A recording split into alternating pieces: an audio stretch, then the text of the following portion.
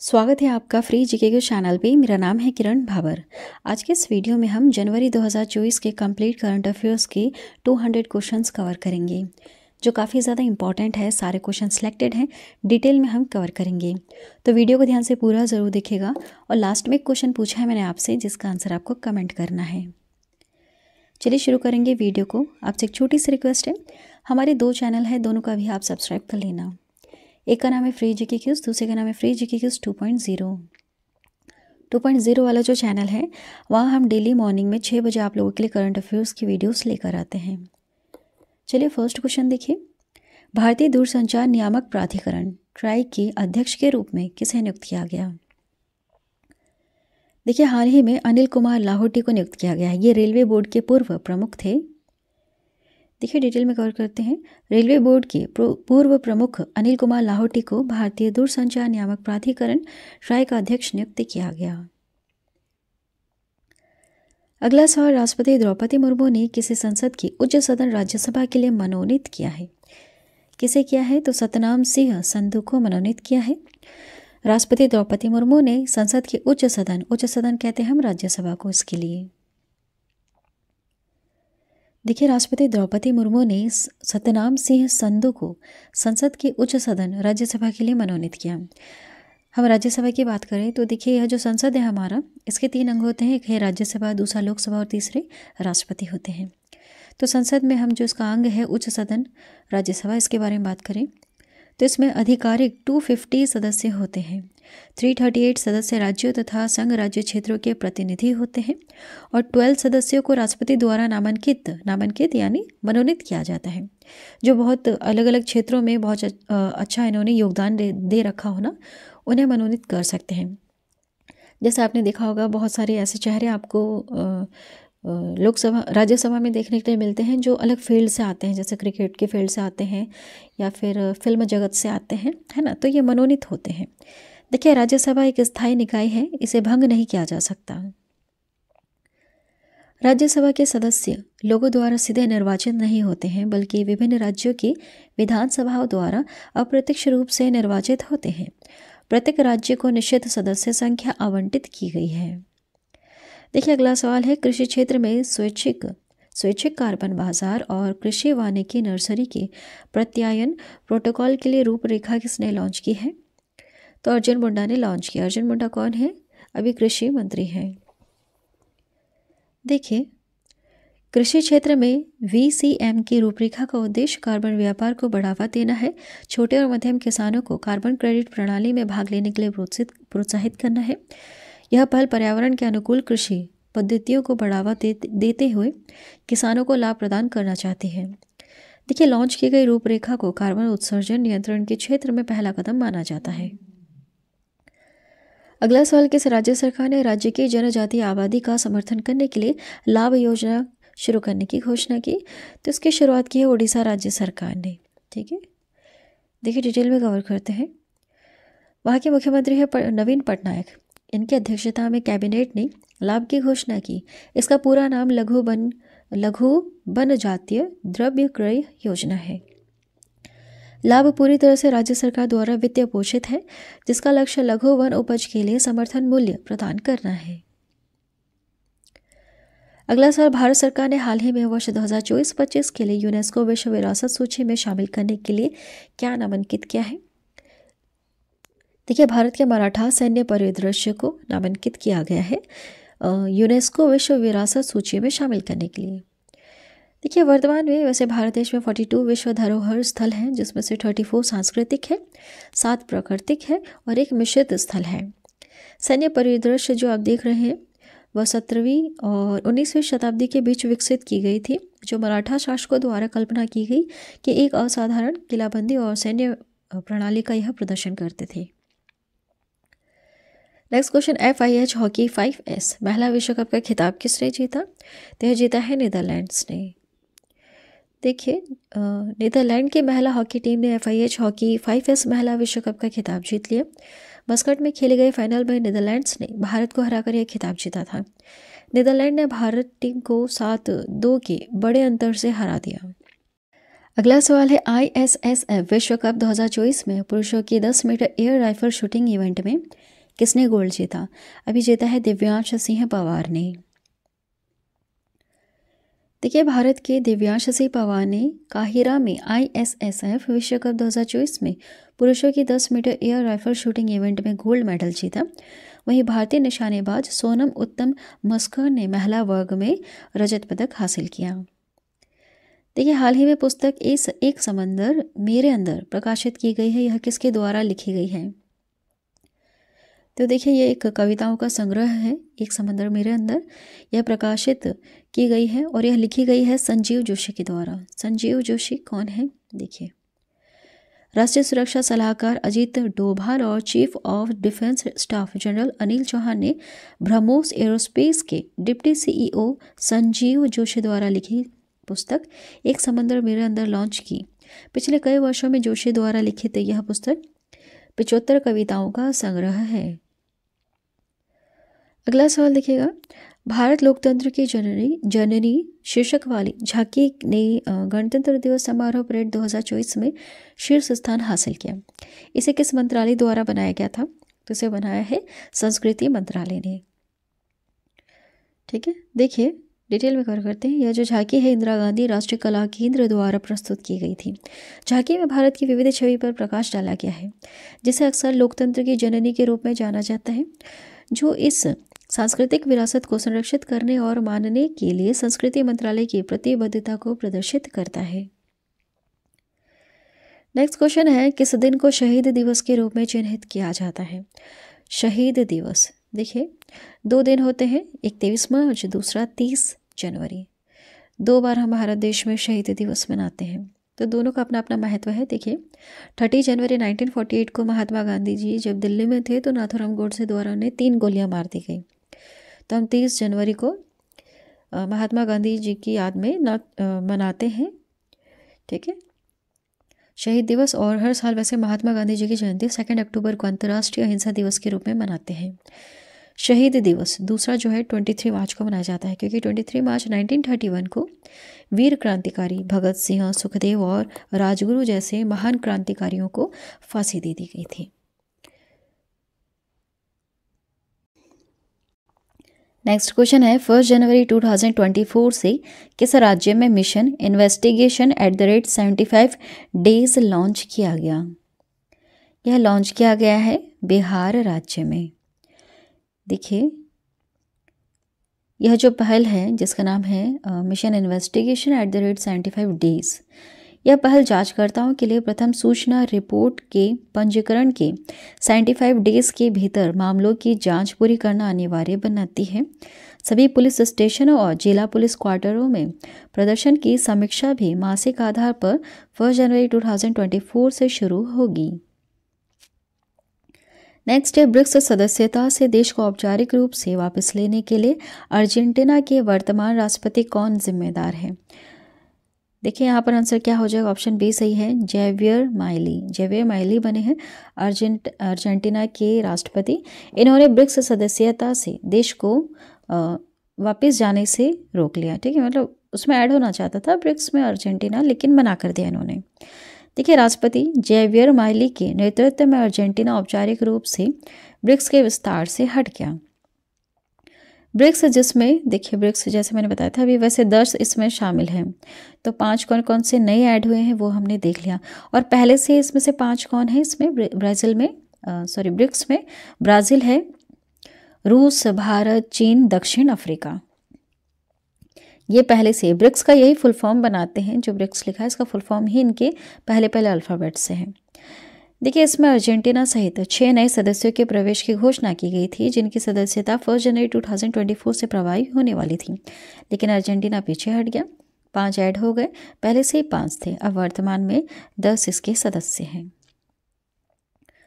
अगला सवाल, पांडिचेरी विश्वविद्यालय अधिनियम 1985 के कानून 11 में संशोधन, जिसमें उपराष्ट्रपति जगदीप धनखड़ को पदेन कुलाधिपति नियुक्त किया गया, यह कब प्रभावी हुआ?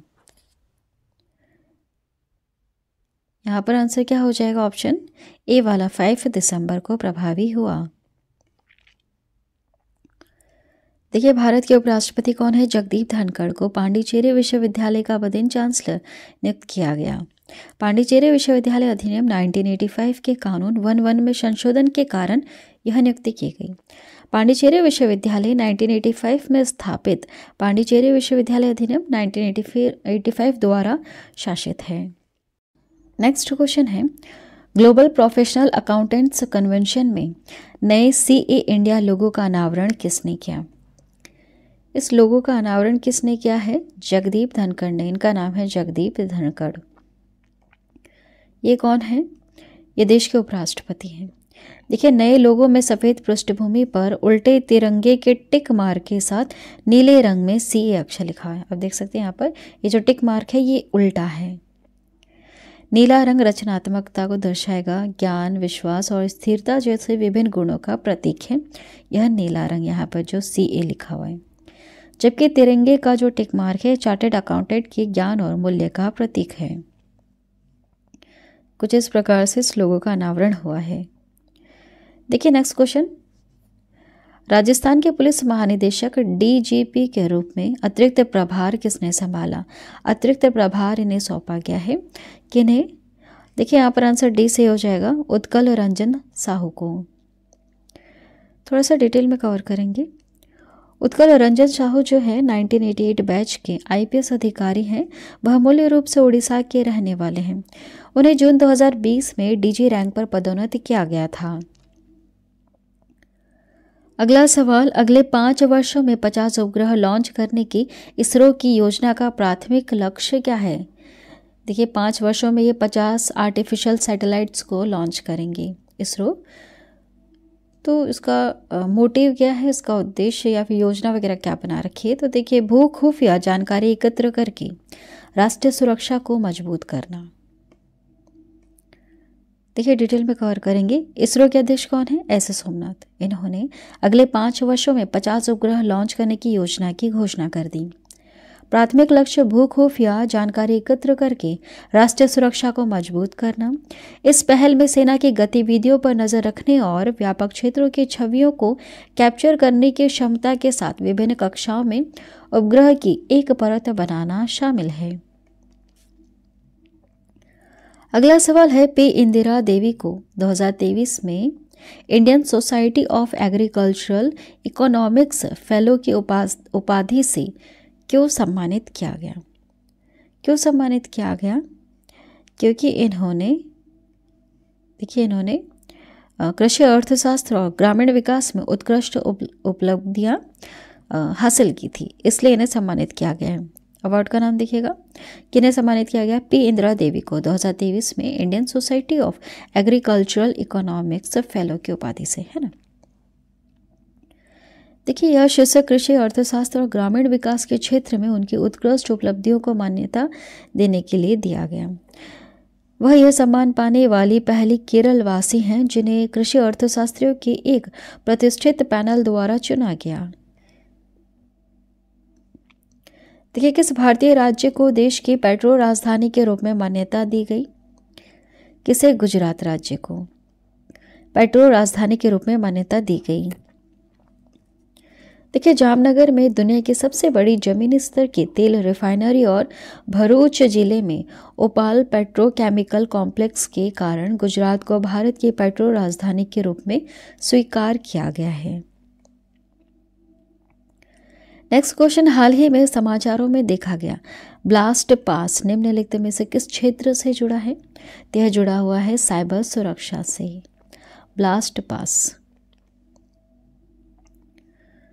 तो यह कौन सा भारतीय राज्य भारत की पहली हिमालयन एयर सफारी लॉन्च करने की तैयारी कर रहा है? वह कौन सा राज्य है? वह है उत्तराखंड राज्य, जहां पर भारत की पहली हिमालयन एयर सफारी लॉन्च की जाएगी। नेक्स्ट क्वेश्चन है हमारा, कौन सा केंद्र शासित प्रदेश पीएम विश्वकर्मा योजना को लागू करने वाला देश का पहला केंद्र बना है? पीएम विश्वकर्मा योजना को लागू करने वाला वह पहला राज्य है, पहला केंद्र शासित प्रदेश है जम्मू और कश्मीर। ठीक है, ये केंद्र शासित प्रदेश है। अब देखिए, इस योजना का लक्ष्य पीएम विश्वकर्मा प्रमाण पत्र और आईडी कार्ड के साथ साथ 5 से 7 दिनों की बुनियादी प्रशिक्षण और 15 दिनों या उससे अधिक के उन्नत प्रशिक्षण के साथ 500 रुपये प्रतिदिन के वजीफे के साथ लोगों के कारीगरों और शिल्प को पहचान दिलाएगा। अगला सवाल, केंद्र सरकार ने 16वें वित्त आयोग का अध्यक्ष किसे नियुक्त किया? तो देखिए, नियुक्त किया गया है अरविंद पनगड़िया को, है ना। केंद्र सरकार ने 16वें वित्त आयोग का अध्यक्ष नियुक्त किया अरविंद पनगड़िया को। देखिए, वित्त आयोग का गठन भारत के संविधान के अनुच्छेद 280 के तहत किया जाता है। केंद्र सरकार ने नीति आयोग के पूर्व उपाध्यक्ष अरविंद पनगड़िया को 16वें वित्त आयोग का अध्यक्ष नियुक्त किया। वही IAS अधिकारी ऋत्विक रंजनम पांडे को आयोग का सचिव नियुक्त किया गया है। अगला सवाल है, निम्नलिखित देशों में से कौन सा समूह हाल ही में पूर्व सदस्य के रूप में ब्रिक्स ब्लॉक में शामिल हुए हैं?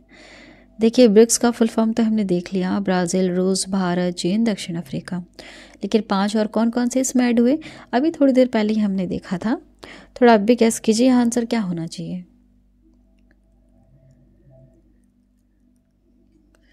देखिए, आंसर बी सही हो जाएगा। मिस्र, इथियोपिया, ईरान, सऊदी अरब और संयुक्त अरब अमीरात, है ना। ये इसमें 5 अलग से ऐड हुए हैं। देखिए, इससे पहले ब्रिक्स नेताओं ने अर्जेंटीना सहित 6 देशों को शामिल करने की मंजूरी दी, लेकिन अर्जेंटीना के नए राष्ट्रपति सदस्य बनने से पीछे हट गए। रूस अध्यक्षता कर रहा है 2024 में, याद रखिएगा। रूसी 2024 ब्रिक्स अध्यक्षता समान वैश्विक विकास और सुरक्षा के लिए बहुपक्षवाद को मजबूत करने पर केंद्रित है। ब्रिक्स का पूरा नाम ब्राज़ील, रूस, भारत, चीन, दक्षिण अफ्रीका। प्रारंभ में 2009 में केवल 4 देश शामिल थे। जो दक्षिण अफ्रीका है ये तो 2010 में आया। अगला सवाल, विदेश मंत्रालय में नवनियुक्त प्रवक्ता कौन है? कौन है? वो है रणधीर जायसवाल।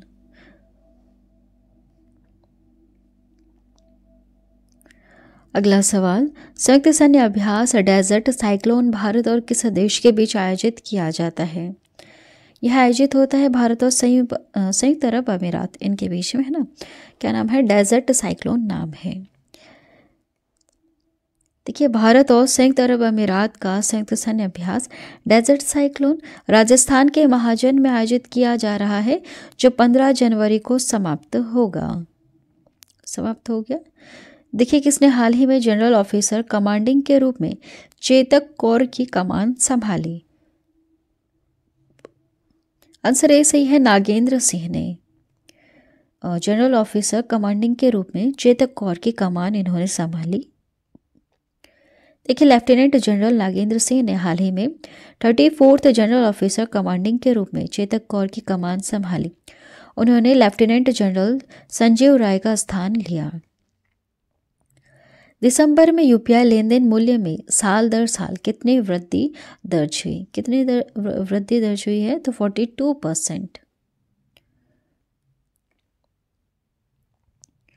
देखिए, हाल ही में राजस्थान का नया मुख्य सचिव किसे नियुक्त किया गया? सुधांशु पंत को नियुक्त किया गया है राजस्थान का नया मुख्य सचिव। देखिए, 1991 बैच के IAS ऑफिसर हैं सुधांशु पंत को राजस्थान का नया मुख्य सचिव नियुक्त किया गया। पंत वर्तमान में केंद्र सरकार में स्वास्थ्य और परिवार कल्याण सचिव हैं। अगला सवाल, पावर ग्रिड कॉरपोरेशन के नए अध्यक्ष और प्रबंध निदेशक के रूप में किसे नियुक्त किया गया है? तो नियुक्त किया गया है रविंद्र कुमार त्यागी को, है ना। पावर ग्रिड कॉरपोरेशन के नए अध्यक्ष और प्रबंध निदेशक के रूप में। देखिए, विद्युत मंत्रालय के स्वामित्व वाले पावर ग्रिड कॉरपोरेशन के नए अध्यक्ष और प्रबंध निदेशक के रूप में रविंद्र कुमार त्यागी को नियुक्त किया गया। रविंद्र कुमार त्यागी जो है श्रीकांत कांदीकुप्पा का स्थान लेंगे, जो हाल ही में रिटायर हुए हैं। श्रीकांत कांदीकुप्पा का स्थान। अगला सवाल है, भारत कितने वर्षों के लिए संयुक्त राष्ट्र सांख्यिकी आयोग के सदस्य के रूप में अपना कार्यकाल शुरू किया? कितने वर्षों के लिए? 4 वर्षों के लिए, याद रखिएगा। देखिए, थोड़ा सा डिटेल में कवर करेंगे। हाल ही में भारत ने संयुक्त राष्ट्र सांख्यिकी आयोग के सदस्य के रूप में अपना 4 साल का कार्यकाल शुरू किया। यह वैश्विक सांख्यिकीय प्रणाली का सर्वोच्च निकाय है। इसकी स्थापना 1947 में की गई। इस आयोग में संयुक्त राष्ट्र के 24 सदस्य देश शामिल हैं। भारत आखिरी बार 2004 में सांख्यिकी आयोग का सदस्य बना था। नेक्स्ट क्वेश्चन है, भारतीय नौसेना स्टाफ के उप प्रमुख के रूप में किसे नियुक्त किया गया है? तो देखिए यहाँ पर आंसर हो जाएगा ऑप्शन बी वाला, दिनेश के त्रिपाठी को नियुक्त किया गया भारतीय नौसेना स्टाफ के उप प्रमुख के रूप में। देखिए वाइस एडमिरल दिनेश के त्रिपाठी ने आधिकारिक तौर पर नौसेना स्टाफ के उप प्रमुख की भूमिका संभाली है। वाइस एडमिरल त्रिपाठी 1 जुलाई 1985 को भारतीय नौसेना में शामिल हुए थे। वर्तमान में भारतीय नौसेना स्टाफ के प्रमुख हैं एडमिरल आर हरे कुमार। नेक्स्ट क्वेश्चन है, नमामि गंगा अभियान से प्रेरित होकर देविका नदी पुनर्जीवन परियोजना शुरू की गई। इसका प्राथमिक केंद्र बिंदु क्या है? तो देखिए आंसर सी सही हो जाएगा, व्यापक अपशिष्ट प्रबंधन के माध्यम से देविका नदी की शुद्धता और स्वास्थ्य की रक्षा करना। देखिए यह उत्तर भारत की पहली नदी पुनर्जीवन परियोजना है। देविका नदी जम्मू कश्मीर के उधमपुर जिले में शुद्ध महादेव मंदिर पहाड़ी से निकलती है। यह पश्चिमी पंजाब जब पाकिस्तान में है इसकी ओर बहती है, जहां यह रावी नदी में आगे जाके मिलती है। यह परियोजना नमामि गंगा अभियान से प्रेरित है। प्रारंभिक आपदा चेतावनी के लिए राहत वाणी केंद्र का उद्घाटन किस राज्य में किया गया? आंसर ए सही हो जाएगा, उत्तर प्रदेश। उत्तर प्रदेश में राहत वाणी केंद्र इसका उद्घाटन किया गया है। देखिए उत्तर प्रदेश सरकार के मुख्य सचिव हैं दुर्गा शंकर मिश्रा ने प्रारंभिक आपदा चेतावनी के लिए एक वेधशाला राहत वाणी केंद्र का उद्घाटन किया। इसका उद्देश्य प्रारंभिक आपदा चेतावनी देना, भविष्यवाणी करना, समय पर राहत वितरण सुनिश्चित करना और पीड़ितों को मुआवजे का सीधा लाभ हस्तांतरण सुनिश्चित करना। अगला सवाल है, हर साल कब दुनिया भर में विश्व ब्रेल दिवस मनाया जाता है? तो देखिए यह मनाया जाता है 4 जनवरी को। ठीक है, विश्व ब्रेल दिवस। संयुक्त राष्ट्र महासभा द्वारा 6 नवंबर 2018 को एक प्रस्ताव पारित किया गया था जिसमें हर साल 4 जनवरी को ब्रेल लिपि की खोज करने वाले लुइस ब्रेल के जन्मदिन यानी 4 जनवरी को वर्ल्ड ब्रेल दिवस के रूप में मनाने का निर्णय लिया गया। पहली बार इस दिन को 4 जनवरी 2019 को मनाया गया। लुइस ब्रेल का जन्म हुआ था 4 जनवरी 1809 को। फ्रांस के कूपरे में इनका जन्म हुआ था। देखिए विश्व ब्रेल दिवस 2024 का विषय क्या है? इसका विषय है समावेश और विविधता के माध्यम से सशक्तिकरण। अगले सवाल की तरफ बढ़ते हैं। किसे हाल ही में सुप्रीम कोर्ट की कानूनी सेवा समिति का अध्यक्ष नियुक्त किया गया है?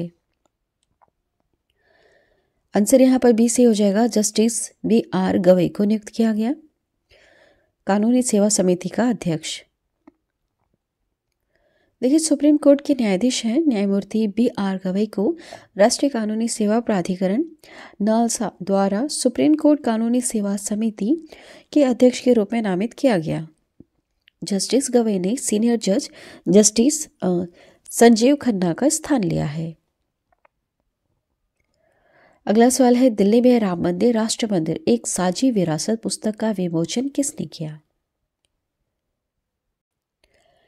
यहाँ पर आंसर सी से हो जाएगा, आरिफ मोहम्मद खान ने राम मंदिर राष्ट्र मंदिर एक साझी विरासत पुस्तक का विमोचन किया।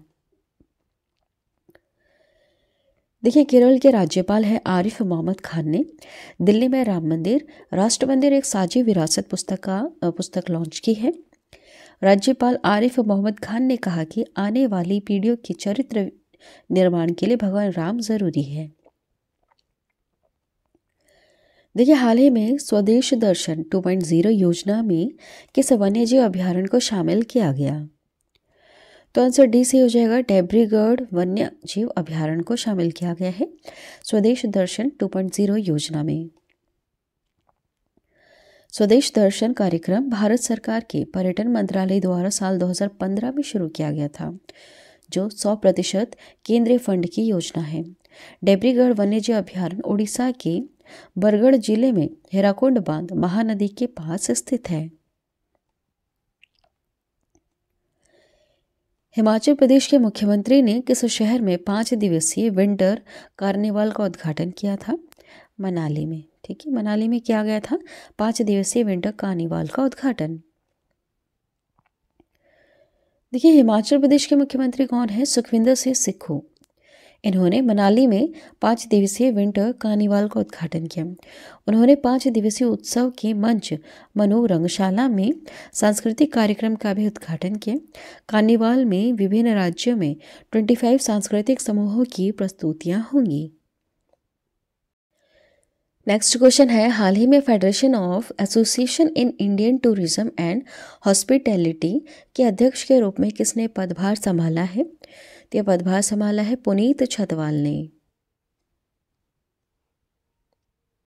नेक्स्ट क्वेश्चन है, अंतिम वोट गिनती में लियोनेल मेसी को महत्वपूर्ण अंतर से हराकर 2023 के लिए puberty athlete of the year का खिताब किसने जीता? किसने जीता है? विराट कोहली ने जीता है। देखिए, कोहली ने लियोनेल मेसी को 78% वोटों से हराकर खिताब हासिल किया, जबकि मेसी को अंतिम वोट में 22% वोट ही मिले। केंद्र सरकार ने पृथ्वी विज्ञान योजना के लिए कितने करोड़ रुपए आवंटित किए हैं? याद रखिएगा, 4797 करोड़ रुपए पृथ्वी विज्ञान योजना के लिए आवंटित किए केंद्र सरकार ने। देखिए, इस योजना में 5 चल रही उप योजनाएं शामिल हैं, जिसमें वायुमंडल और जलवायु अनुसंधान मॉडलिंग अवलोकन प्रणाली और सेवाएं, महासागर सेवाएं, मॉडलिंग अनुप्रयोग, संसाधन और प्रौद्योगिकी आदि शामिल हैं। इसमें ये सारी उप योजनाएं शामिल हैं, जिसके लिए 4797 करोड़ रुपए आवंटित किए गए। नेक्स्ट क्वेश्चन है, किर्गिस्तान में हिम तेंदुए के संबंध में हाल ही में क्या निर्णय लिया गया? देखिए, यह निर्णय लिया गया है कि इसे राष्ट्र पशु के रूप में मान्यता दी जाएगी। देखिए, किर्गिज गणराज्य के राष्ट्रपति श्री सादिर जापारोव ने आधिकारिक तौर पर हिम तेंदुए को किर्गिस्तान के राष्ट्रीय पशु के रूप में मान्यता दी। नेक्स्ट क्वेश्चन है, एनसीसी गणतंत्र दिवस शिविर 2024 का उद्घाटन किसने किया? आंसर ए से हो जाएगा, जगदीप धनखड़ ने। देखिए, उपराष्ट्रपति जगदीप धनखड़ ने दिल्ली कैंट में एनसीसी गणतंत्र दिवस शिविर 2024 का उद्घाटन किया। उन्होंने कहा कि आगामी गणतंत्र दिवस के दौरान महिला कैडेट 2 महिला बैंड के साथ 2 विशिष्ट टुकड़ियों के कर्तव्य पथ पर मार्च करेंगी, है ना। यह घोषणा की गई थी उस समय और 2024 में ऐसा हुआ भी है। देखिए, नेक्स्ट क्वेश्चन है, हाल ही में इसरो ने अंतरिक्ष में बिजली उत्पादन के संबंध में अपने कक्षीय platform PSLV orbital experimental module में कौन सी उपलब्धि हासिल की है? तो देखिए, सी से हो जाएगा, हाइड्रोजन और ऑक्सीजन गैसों से बिजली पैदा करना। यह एक उपलब्धि हासिल की गई है। इसरो ने अंतरिक्ष में बिजली उत्पादन के संबंध में ये एक महत्वपूर्ण उपलब्धि हासिल की।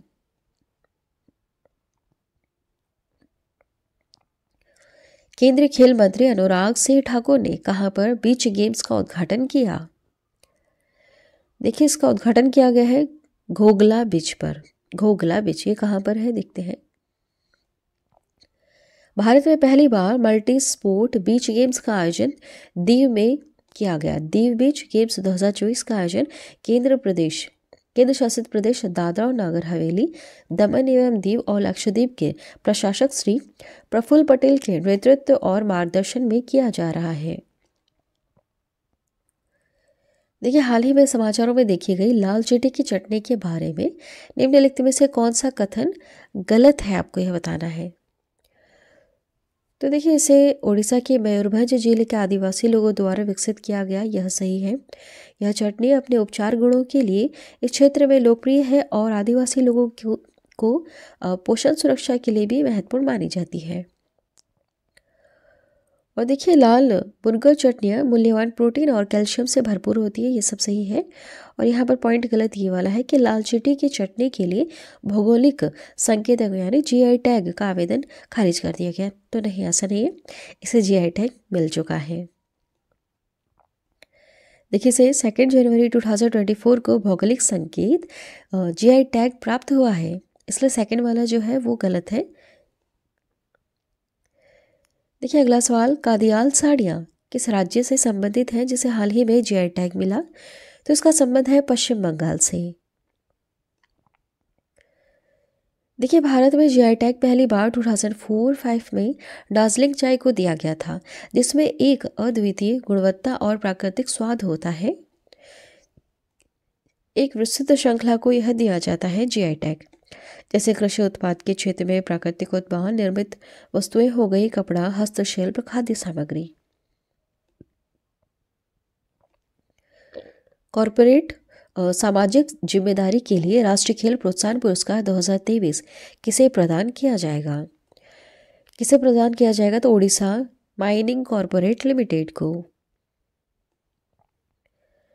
देखिए उड़ीसा माइनिंग कॉरपोरेट लिमिटेड को कॉरपोरेट सामाजिक जिम्मेदारी के माध्यम से खेलों को प्रोत्साहन की कैटेगरी से सम्मानित किया गया है। 9 जनवरी को राष्ट्रपति भवन में राष्ट्रपति द्रौपदी मुर्मू विजेताओं को सम्मानित करेगी। किस भारतीय शहर को अंतर्राष्ट्रीय आर्द्र भूमि शहरों के रूप में मान्यता के लिए नामांकित किया गया है? तो इंदौर शहर को। ठीक है, मध्य प्रदेश के इंदौर शहर को। नेक्स्ट क्वेश्चन है, इंटरनेशनल पर्पल फेस्ट 2024 कहाँ आयोजित किया जा रहा था? तो इसका आयोजन हुआ है गोवा, भारत देश में। ठीक है, इंटरनेशनल पर्पल फेस्ट 2024 का। देखिए यह जो कार्यक्रम है गोवा के विकलांग व्यक्तियों के लिए राज्य आयुक्त कार्यालय द्वारा समाज कल्याण निदेशालय के सहयोग से आयोजित किया जाता है। महोत्सव का उद्देश्य उद्घाटन समारोह के लिए योजनाबद्ध संगीत, नृत्य, मनोरंजन में आकर्षक प्रदर्शन के लिए विकलांग व्यक्तियों की प्रतिभा को प्रदर्शित करना है। श्री मंदिर परिक्रमा योजना का उद्देश्य किस मंदिर में सुधार करना है?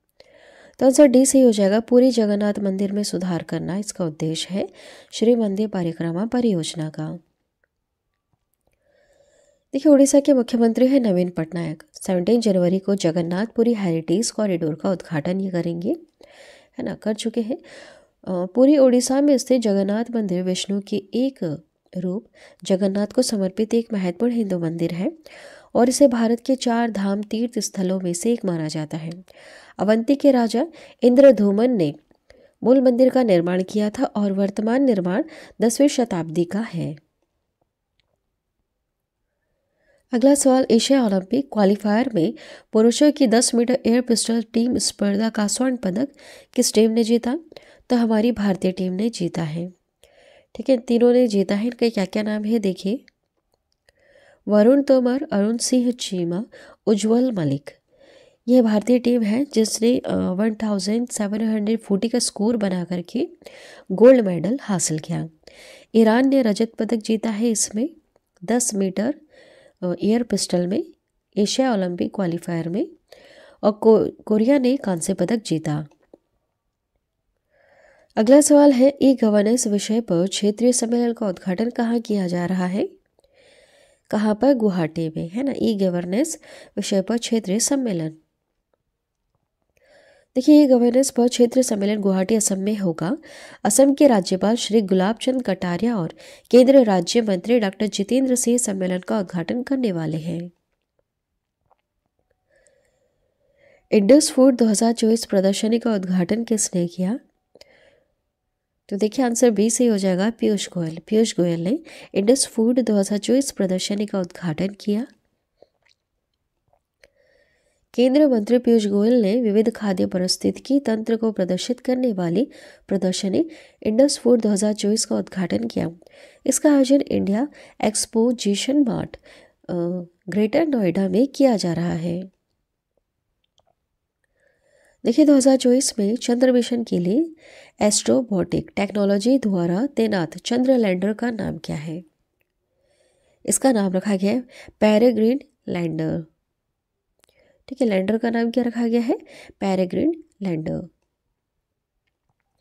देखिए 50 से अधिक वर्षों में पहला अमेरिकी चंद्र लैंडर कमर्शियल डिलीवरी के साथ चंद्रमा की ओर रॉकेट लॉन्च करेगा। अगला सवाल, अडानी पोर्ट्स की नए सीईओ के रूप में किसे नियुक्त किया गया? नियुक्त किया गया है अश्वनी गुप्ता को। अश्वनी गुप्ता है अडानी पोर्ट्स के नए सीईओ। वह निशान मोटर्स के पूर्व वैश्विक मुख्य परिचालन अधिकारी थे। वही कंपनी ने सीईओ करण अडानी को प्रबंध निदेशक की भूमिका में पदोन्नत किया। अगला सवाल है हमारा, अमृत धरोहर क्षमता निर्माण योजना के तहत किस झील पर प्रशिक्षण कार्यक्रम आयोजित किया गया? आंसर बी से हो जाएगा चिल्का झील। आप यहाँ पर मैप में देख सकते हो, उड़ीसा के यहाँ तट पर है चिल्का झील। देखिए इस पहल के अंतर्गत 15-15 दिनों के 2 प्रशिक्षण कार्यक्रम, वैकल्पिक आजीविका कार्यक्रम और पर्यटन नाविक प्रमाण पत्र आयोजित किए जाएंगे। इस कार्यक्रम के पहले फेज में 5 प्राथमिकता वाले रामसर स्थल जैसे सुल्तानपुर राष्ट्रीय उद्यान, सिरपुर वेटलैंड, यशवंत सागर, भितरकनिका राष्ट्रीय उद्यान और चिल्का झील को शामिल किया गया है। देखिए टाटा पावर ने हाल ही में किस राज्य में 17,000 करोड़ के निवेश की घोषणा की? आंसर डी से हो जाएगा तमिलनाडु। तमिलनाडु राज्य में 17,000 करोड़ के निवेश की घोषणा की टाटा पावर ने। टाटा पावर ने अगले 5 से 7 वर्षों में तमिलनाडु में 10 गीगावाट सौर और पवन ऊर्जा क्षमता विकसित करने के लिए 17,000 करोड़ के निवेश की घोषणा की है। टाटा पावर के सीईओ और एमडी प्रवीर सिन्हा ने 8 जनवरी को चेन्नई में तमिलनाडु ग्लोबल इन्वेस्टर्स मीट में इसकी घोषणा की थी। देखिए 2023 में श्रीलंका में पर्यटन के लिए स्रोत बाजारों की सूची में कौन सा देश शीर्ष पर रहा है और आगमन में कितने प्रतिशत योगदान दिया है? तो देखिए भारत देश टॉप पर है और 20% का योगदान दिया श्रीलंका में पर्यटन के लिए। देखिए 2023 में भारत श्रीलंका में पर्यटन के लिए स्रोत बाजारों की सूची में टॉप पर रहा। भारत ने कुल आगमन में 20% से अधिक का योगदान दिया। वर्ष के दौरान 3 लाख से अधिक भारतीय पर्यटन श्रीलंका आए। इसके बाद रूस वहां पर आए, रूसी व्यक्ति वहां पर पहुंचे। 1.97 लाख पर्यटन। नेक्स्ट क्वेश्चन है, प्रवासी भारतीय दिवस प्रतिवर्ष कब मनाया जाता है? याद रखिएगा 9 जनवरी को। देखिए 9 जनवरी को मनाए जाने वाला प्रवासी भारतीय दिवस का क्या महत्व है? इसका महत्व है भारतीय प्रवासियों की उपलब्धियों का सम्मान करना।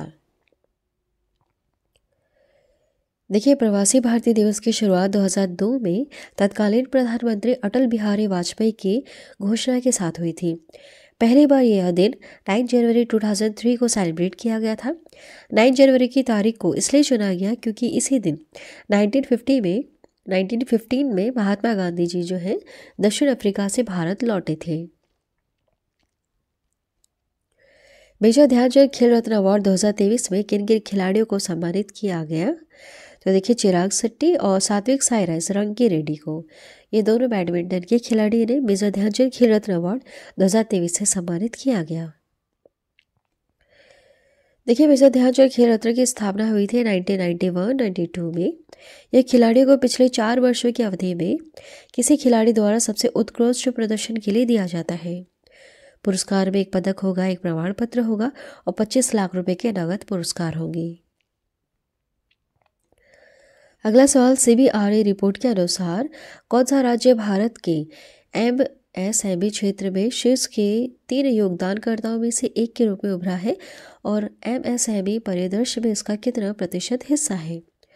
टॉप पर कौन है? उत्तर प्रदेश 9% के साथ। देखिए MSME जो आप पढ़ रहे हैं इसका अर्थ होता है, इसका मतलब है सूक्ष्म लघु एवं मध्यम उद्यम यानी छोटे और मध्यम स्तर के व्यवसाय। एमएसएमई सेक्टर का भारत के सामाजिक आर्थिक विकास में महत्वपूर्ण योगदान है। यही वजह है कि इसे भारतीय अर्थव्यवस्था की रीढ़ की हड्डी भी कहा जाता है।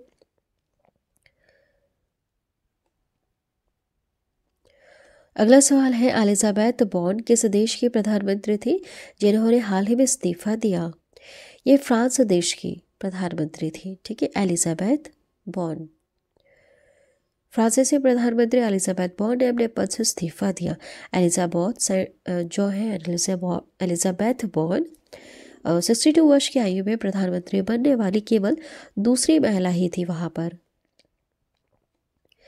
अगला सवाल, पश्चिम बंगाल में अनुसूचित जाति और अनुसूचित जनजाति के छात्रों के लिए मुख्यमंत्री ममता बनर्जी द्वारा शुरू की गई नई सामाजिक कल्याण योजना का नाम क्या है? तो देखिए, इसका नाम है योग्यश्री।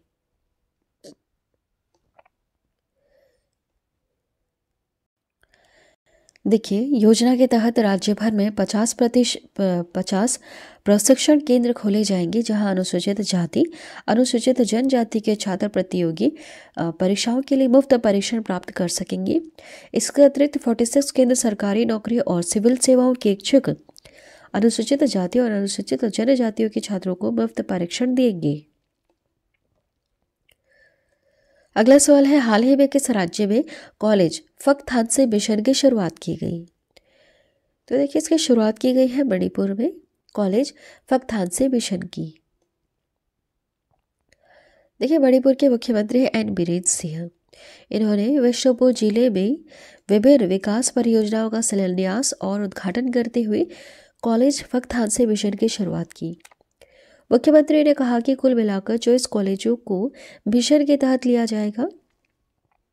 प्रत्येक विश्वविद्यालय में 2.5 करोड़ रुपए की लागत से सुविधाएं विकसित की जाएंगी। नेक्स्ट क्वेश्चन है, चंदुबी महोत्सव हाल ही में किस राज्य में मनाया गया? तो यह मनाया गया है असम राज्य में चंदुबी महोत्सव। देखिए, हाल ही में असम राज्य में चंदुबी झील के किनारे चंदुबी महोत्सव का आयोजन किया गया। यह महोत्सव प्रतिवर्ष नए साल के पहले दिन से चंदुबी झील के किनारे 5 दिनों के लिए आयोजित किया जाता है। चंदुबी महोत्सव का मुख्य उद्देश्य असम के इस जैव विविधता हॉटस्पॉट में इको टूरिज्म को बढ़ाना है। नेक्स्ट क्वेश्चन है, इस साल जुलाई में यूनेस्को की विश्व धरोहर समिति की अध्यक्षता कौन सा देश करेगा? कौन सा देश करेगा? हमारा भारत देश करेगा। देखिए, यह पहला मौका होगा जब भारत यूनेस्को की विश्व धरोहर समिति की अध्यक्षता करेगा। यह यूनेस्को की एक समिति है। विश्व धरोहर समिति ने अपने 19वें सत्र में 46वें सत्र भारत नई दिल्ली में आयोजित करने का निर्णय लिया था, जो 21 जुलाई से 31 जुलाई 2024 तक आयोजित किया जाना है।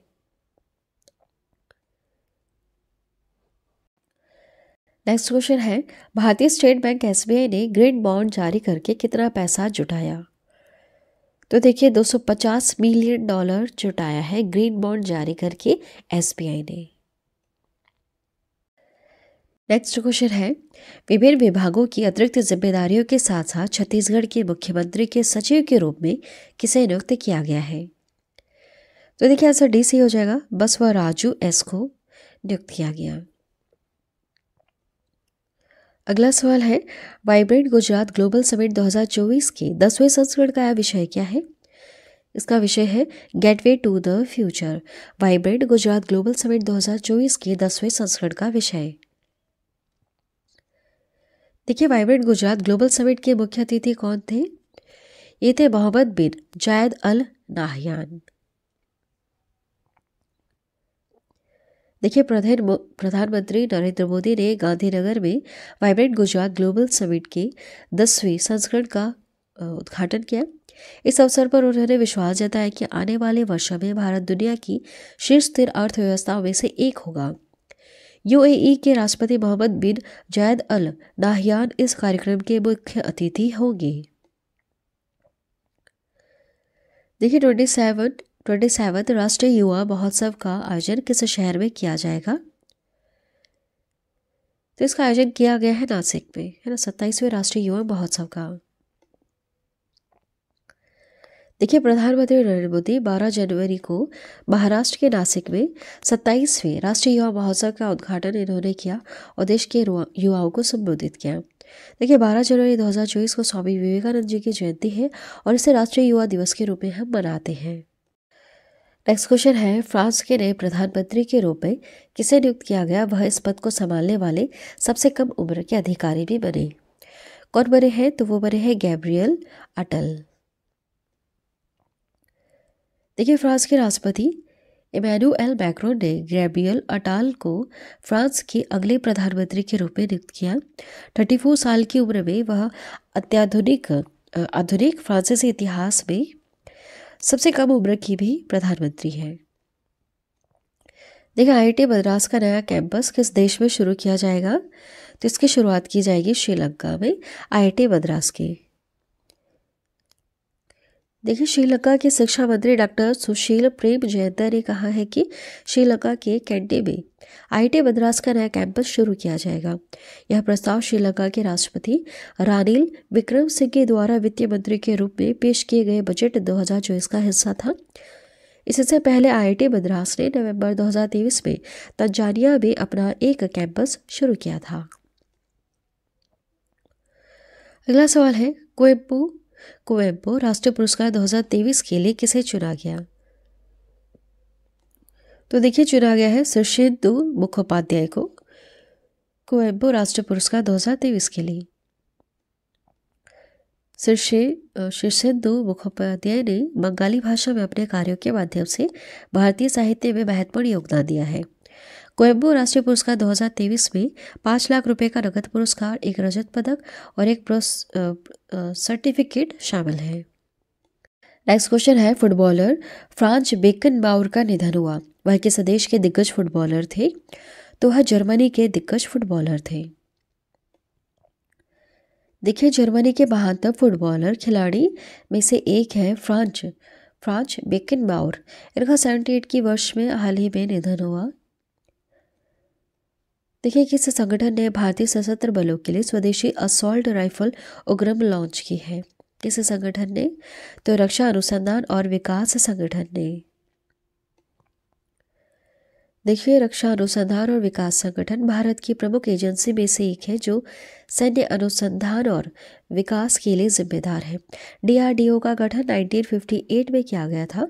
संगठन का मुख्यालय नई दिल्ली में है और इसमें 52 प्रयोगशालाओं का एक नेटवर्क शामिल है जो रक्षा प्रौद्योगिकियों के विकास में लगा हुआ है। देखिए, विश्व हिंदी दिवस प्रतिवर्ष हम कब मनाते हैं? तो यह मनाते हैं हम 10 जनवरी को, है ना। 10 जनवरी को विश्व हिंदी दिवस मनाया जाता है। देखिए, विश्व हिंदी दिवस प्रतिवर्ष 10 जनवरी को पूरी दुनिया में मनाया जाता है और राष्ट्रीय हिंदी दिवस जो भारत देश में मनता है वह 14 सितंबर को मनाते हैं। हिंदी भाषा वर्तमान समय में 61 करोड़ लोगों द्वारा बोली जाती है। साल 2006 तत्कालीन भारतीय प्रधानमंत्री डॉक्टर मनमोहन सिंह ने 10 जनवरी को विश्व हिंदी दिवस के रूप में मनाने की घोषणा की थी। अगला सवाल है, स्वच्छता सर्वेक्षण 2023 में 1 लाख से अधिक आबादी की कैटेगरी में सबसे स्वच्छ शहर का पुरस्कार किसे मिला? तो मिला है इंदौर और सूरत को सबसे स्वच्छ शहर का पुरस्कार। देखिए, इंदौर को लगातार 7वीं बार यह पुरस्कार मिला। इस कैटेगरी में नवी मुंबई को तीसरा स्थान मिला। राष्ट्रपति द्रौपदी मुर्मू ने नई दिल्ली के भारत मंडपम में स्वच्छ सर्वेक्षण 2023 पुरस्कार प्रदान किए। देखिए, स्वच्छ सर्वेक्षण 2023 में किन 2 शहरों को सबसे स्वच्छ गंगा शहर का अवार्ड मिला है? तो यह मिला है वाराणसी और प्रयागराज को। उत्तर प्रदेश के हैं दोनों। देखिए, उत्तर प्रदेश के वाराणसी और प्रयागराज को सबसे स्वच्छ गंगा शहर के रूप में चुना गया। मध्य प्रदेश में महू छावनी बोर्ड ने सबसे स्वच्छ छावनी शहर का पुरस्कार जीता। राष्ट्रीय युवा दिवस प्रतिवर्ष कब मनाया जाता है? तो यह 12 जनवरी को मनाया जाता है राष्ट्रीय युवा दिवस प्रतिवर्ष। देखिए, यह जो दिवस है स्वामी विवेकानंद की जयंती के अवसर पर मनाते हैं। भारत सरकार ने 1984 में आधिकारिक तौर पर राष्ट्रीय युवा दिवस की घोषणा की थी। 1985 में 1985 से यह पूरे देश में मनाया जा रहा है। स्वामी विवेकानंद का असली नाम नरेंद्र नाथ दत्त था। 1898 में उन्होंने बेलूर में रामकृष्ण मठ की स्थापना भी की थी। भारत के पहले डार्क स्काई पार्क का खिताब किस टाइगर रिजर्व को मिला? तो ये खिताब जीता है पेंच टाइगर रिजर्व ने। ठीक है, पेंच टाइगर रिजर्व ने। देखिए, महाराष्ट्र का पेंच टाइगर रिजर्व भारत का पहला और एशिया का 5वां डार्क स्काई पार्क वाला टाइगर रिजर्व है। डार्क स्काई पार्क से रात्रि अवकाश की सुरक्षा करने और प्रकाश प्रदूषण को कम करने में मदद मिलती है। देखिए, संसद का बजट सत्र इस महीने की किस तारीख को शुरू होगा? तो यह 31 जनवरी को शुरू होगा। संसद का बजट सत्र इस महीने 31 जनवरी 2024 को शुरू होगा। वित्त मंत्री निर्मला सीतारमण 1 फरवरी को अंतरिम बजट पेश करेंगी। सत्र की शुरुआत संसद के दोनों सदनों की संयुक्त बैठक को जिनको संबोधित करेंगे राष्ट्रपति द्रौपदी मुर्मू, है ना, दोनों सदनों की संयुक्त बैठक को। अगला सवाल है, समुद्र पर बने भारत के सबसे लंबे पुल का उद्घाटन किसने किया? तो देखिए, इसका उद्घाटन किया है नरेंद्र मोदी ने। समुद्र पर बने भारत के सबसे लंबे पुल, जिसका नाम है अटल सेतु। पीएम मोदी ने समुद्र पर बने भारत के सबसे लंबे पुल का उद्घाटन मुंबई में किया। मुंबई को नई मुंबई से जोड़ने वाला यह ब्रिज भारत के पूर्व प्रधानमंत्री स्वर्गीय अटल बिहारी वाजपेयी के नाम पर रखा गया अटल सेतु। अटल सेतु 21.8 किलोमीटर लंबा और इसमें 6 लेन है। इस पूरे प्रोजेक्ट में 18,000 करोड़ रुपए खर्च हुए हैं। देखिए, केंद्र सरकार ने रक्षा मंत्रालय के अतिरिक्त सचिव और महानिदेशक के रूप में किसे नियुक्त किया है? तो समीर कुमार सिन्हा को नियुक्त किया। देखिए, केंद्र सरकार ने हाल ही में वरिष्ठ आईएएस अधिकारी समीर कुमार सिन्हा को रक्षा मंत्रालय में अतिरिक्त सचिव और महानिदेशक के रूप में नियुक्त किया है। देखिए, हाल ही में किस बैंक ने सम्मान रुपए क्रेडिट कार्ड लॉन्च किया है? तो यह लॉन्च किया है इंडसइंड बैंक ने। देखिए, यह कार्ड सरकारी क्षेत्र के कर्मचारियों के लिए लॉन्च किया गया है। यह कार्ड विभिन्न प्रकार के स्पेशल ऑफर के साथ डिजाइन किया गया। जागरेब ओपन 2024 कुश्ती टूर्नामेंट में किस भारतीय ने 57 किलोग्राम कैटेगरी में गोल्ड मेडल जीता? तो यह जीता है अमन सहरावत ने। देखिए, मौजूदा एशिया चैंपियनशिप अमन सहरावत ने क्रोएशिया में जागरेब ओपन 2024 कुश्ती टूर्नामेंट में पुरुषों के 57 किलोग्राम में स्वर्ण पदक हासिल किया। देखिए, नई पीढ़ी के आकाश मिसाइल का सफल परीक्षण किया गया। यह किस प्रकार की बारक मिसाइल है? तो यह सतह से हवा में मार करने वाली मिसाइल है। रक्षा अनुसंधान और विकास संगठन ने ओडिशा के तट पर एकीकृत परीक्षण रेंज चांदीपुर से नई पीढ़ी की आकाश मिसाइल का सफल परीक्षण किया है। नेक्स्ट क्वेश्चन है, राष्ट्रीय सड़क सुरक्षा सप्ताह 2024 का विषय क्या है? इसका विषय सड़क सुरक्षा नायक बने, यह इसका विषय है। देखिए, भारत में राष्ट्रीय सड़क सुरक्षा सप्ताह 11 जनवरी से 17 जनवरी तक मनाया जाता है, जिसका उद्देश्य सड़क सुरक्षा उपायों को बढ़ावा देना और दुर्घटनाओं को रोकना है। देखिए, inspirations for graphic design from India पुस्तक के लेखक कौन है? इस पुस्तक के लेखक है जया जेटली। देखिए, inspirations for graphic design from India शीर्षक वाली यह पुस्तक डिजाइन शिक्षा के लिए स्वदेशी स्रोतों को पहचानने का सुझाव देती है। सीमा सड़क संगठन द्वारा नियुक्त कैजुअल पैड मजदूरों के लिए समूह बीमा योजना को किसने मंजूरी दी? तो रक्षा मंत्री ने मंजूरी दी है। ठीक है, देखिए, राजनाथ सिंह ने सीमा सड़क संगठन द्वारा नियुक्त कैजुअल पैड मजदूरों के लिए एक समूह बीमा योजना को मंजूरी दी। यह योजना CPL की मृत्यु की स्थिति में 10 लाख रुपए का बीमा मूल्य प्रदान करती है, जिससे उनके परिवार या निकटतम रिश्तेदार को लाभ मिल सकता है। एसबीआई द्वारा अनुकूलित वित्तीय उत्पाद स्वयं सिद्ध का फोकस क्या है? इसका फोकस है स्वयं सहायता समूह विकास। तो भारतीय स्टेट बैंक ने एक विशेष वित्तीय उत्पाद स्वयं सिद्ध पेश किया है, जो विशेष रूप से 5 लाख रुपए तक का ऋण चाहने वाले एसएचजी महिला उद्यमियों के लिए तैयार किया गया है। अगला सवाल है, चीन द्वारा शुरू की गई आइंस्टाइन प्रोब का प्राथमिक उद्देश्य क्या है? आइंस्टाइन प्रोब का प्राथमिक उद्देश्य ब्लैक होल और विलय तारों से एक्सरे के विस्फोट का पता लगाना। देखिए, एक्सरे के विस्फोट के संकेतों का पता लगाने के लिए वैज्ञानिकों को अंतरिक्ष में उच्च ऊर्जा प्रक्रियाओं को बेहतर बुनियादी समझ विकसित करने में मदद मिल सकती है, जैसे सुपरनोवा विस्फोट, न्यूट्रॉन स्टार टकराव और चुंबकीय क्षेत्र को निगलने के बाद ब्लैक होल उगलने वाला पदार्थ। अगला सवाल है, नवीं एशिया शीतकालीन खेलों के 2 बाघ शुभंकरों के नाम क्या है? तो देखिए, इनके नाम है बिनबिन और नीनी।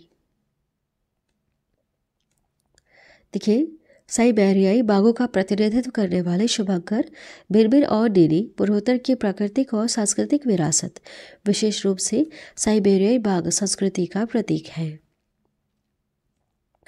देखिए, दिल्ली का पहला अंतर्राष्ट्रीय पतंग महोत्सव कहाँ हो रहा है? यह मानसेरा में हो रहा है, दिल्ली का पहला अंतर्राष्ट्रीय पतंग महोत्सव।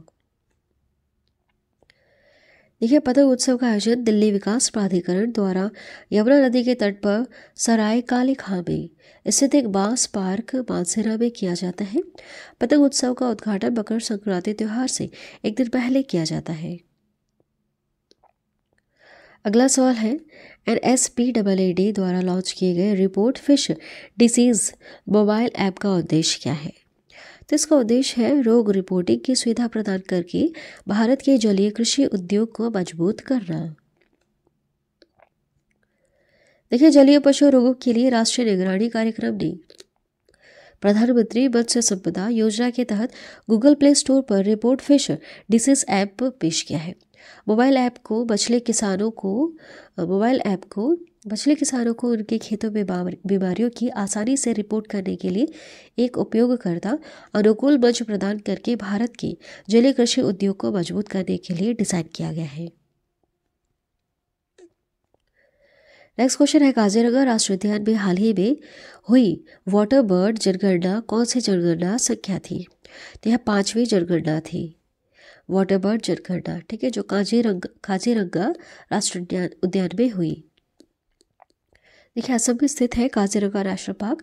टाइगर रिजर्व में 2022-23 में शीतकालीन प्रवासी पक्षियों के आगमन में 27% की वृद्धि देखी गई है।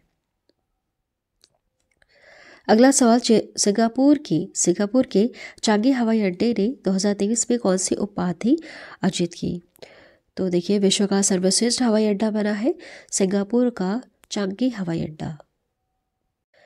चलिए, नेक्स्ट क्वेश्चन है, रोगाणुरोधी प्रतिरोध से निपटने के लिए केरल सरकार की पहल क्या है? ऑपरेशन अमृत इनकी पहल है। देखिए, इस पहल का उद्देश्य राज्य में एंटीबायोटिक दवाओं के अत्यधिक उपयोग को रोकना और रोगाणुरोधी प्रतिरोध से निपटना है। औषधि नियंत्रण विभाग एंटीबायोटिक दवाओं की ओवर द काउंटर बिक्री को रोककर एंटीबायोटिक उपयोग को अनुकूलित करने में महत्वपूर्ण भूमिका निभाता है। एशिया शूटिंग चैंपियनशिप 2024 में पुरुषों की 25 मीटर स्टैंडर्ड पिस्टल इवेंट में किसने गोल्ड मेडल जीता है? यह जीता है योगेश सिंह ने। देखिए, इंडोनेशिया के जकार्ता में आयोजित एशिया शूटिंग चैंपियनशिप 2024 में पुरुषों की 25 मीटर स्टैंडर्ड पिस्टल इवेंट में भारत के निशानेबाज योगेश सिंह ने गोल्ड मेडल जीता। वहीं मंगलोई निशानेबाज ने रजत पदक जीता और कजाकिस्तान के निशानेबाज ने कांस्य पदक। नेक्स्ट क्वेश्चन है, हाल ही में सिक्योर आर्मी मोबाइल इकोसिस्टम संभव को किसने लॉन्च किया? इसे लॉन्च किया है इंडियन आर्मी ने। देखिए, इसे शिक्षा और उद्योग के राष्ट्रीय उत्कृष्टता केंद्रों के सहयोग से विकसित किया गया है। यह स्वदेशी रूप से विकसित secure end to end mobile ecosystem है, जिसका विकास 5G टेक्नोलॉजी पर किया गया है। देखिए, भारत संयुक्त राज्य व्यापार नीति फोरम की 14वीं मंत्री स्तरीय बैठक की सह अध्यक्षता किन दो नेताओं ने की? किन दो नेताओं ने की है? पीयूष गोयल और कैथरीन ताई ने। देखिए, भारत संयुक्त राज्य व्यापार नीति फोरम की 14वीं मंत्रिमंडलीय स्तरीय बैठक 12 जनवरी 2024 को नई दिल्ली में आयोजित की गई। भारत के वाणिज्यिक और उद्योग मंत्री पीयूष गोयल और अमेरिकी व्यापार प्रतिनिधि राजदूत कैथरीन ताई ने TPF बैठक की सह अध्यक्षता की। देखिए, भारतीय नौसेना दिवस प्रतिवर्ष कब मनाया जाता है? यह 15 जनवरी को मनाया जाता है, भारतीय नौसेना दिवस। देखिए, भारतीय नौसेना दिवस हर साल हम 15 जनवरी को पूरे देश में बड़े ही धूमधाम से मनाते हैं। यह दिवस 1949 में भारतीय सेना के पहले भारतीय प्रमुख जनरल KM करियप्पा की नियुक्ति के वर्षगांठ के प्रतीक के रूप में मनाया जाता है। साल 2024 में भारतीय सेना दिवस की थीम है राष्ट्र की सेवा में। वर्तमान में भारतीय सेना के प्रमुख जनरल हैं मनोज पांडे।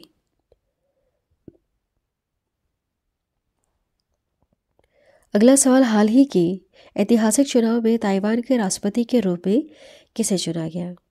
चुना गया है विलियम लाई को। ये बने हैं ताइवान के राष्ट्रपति।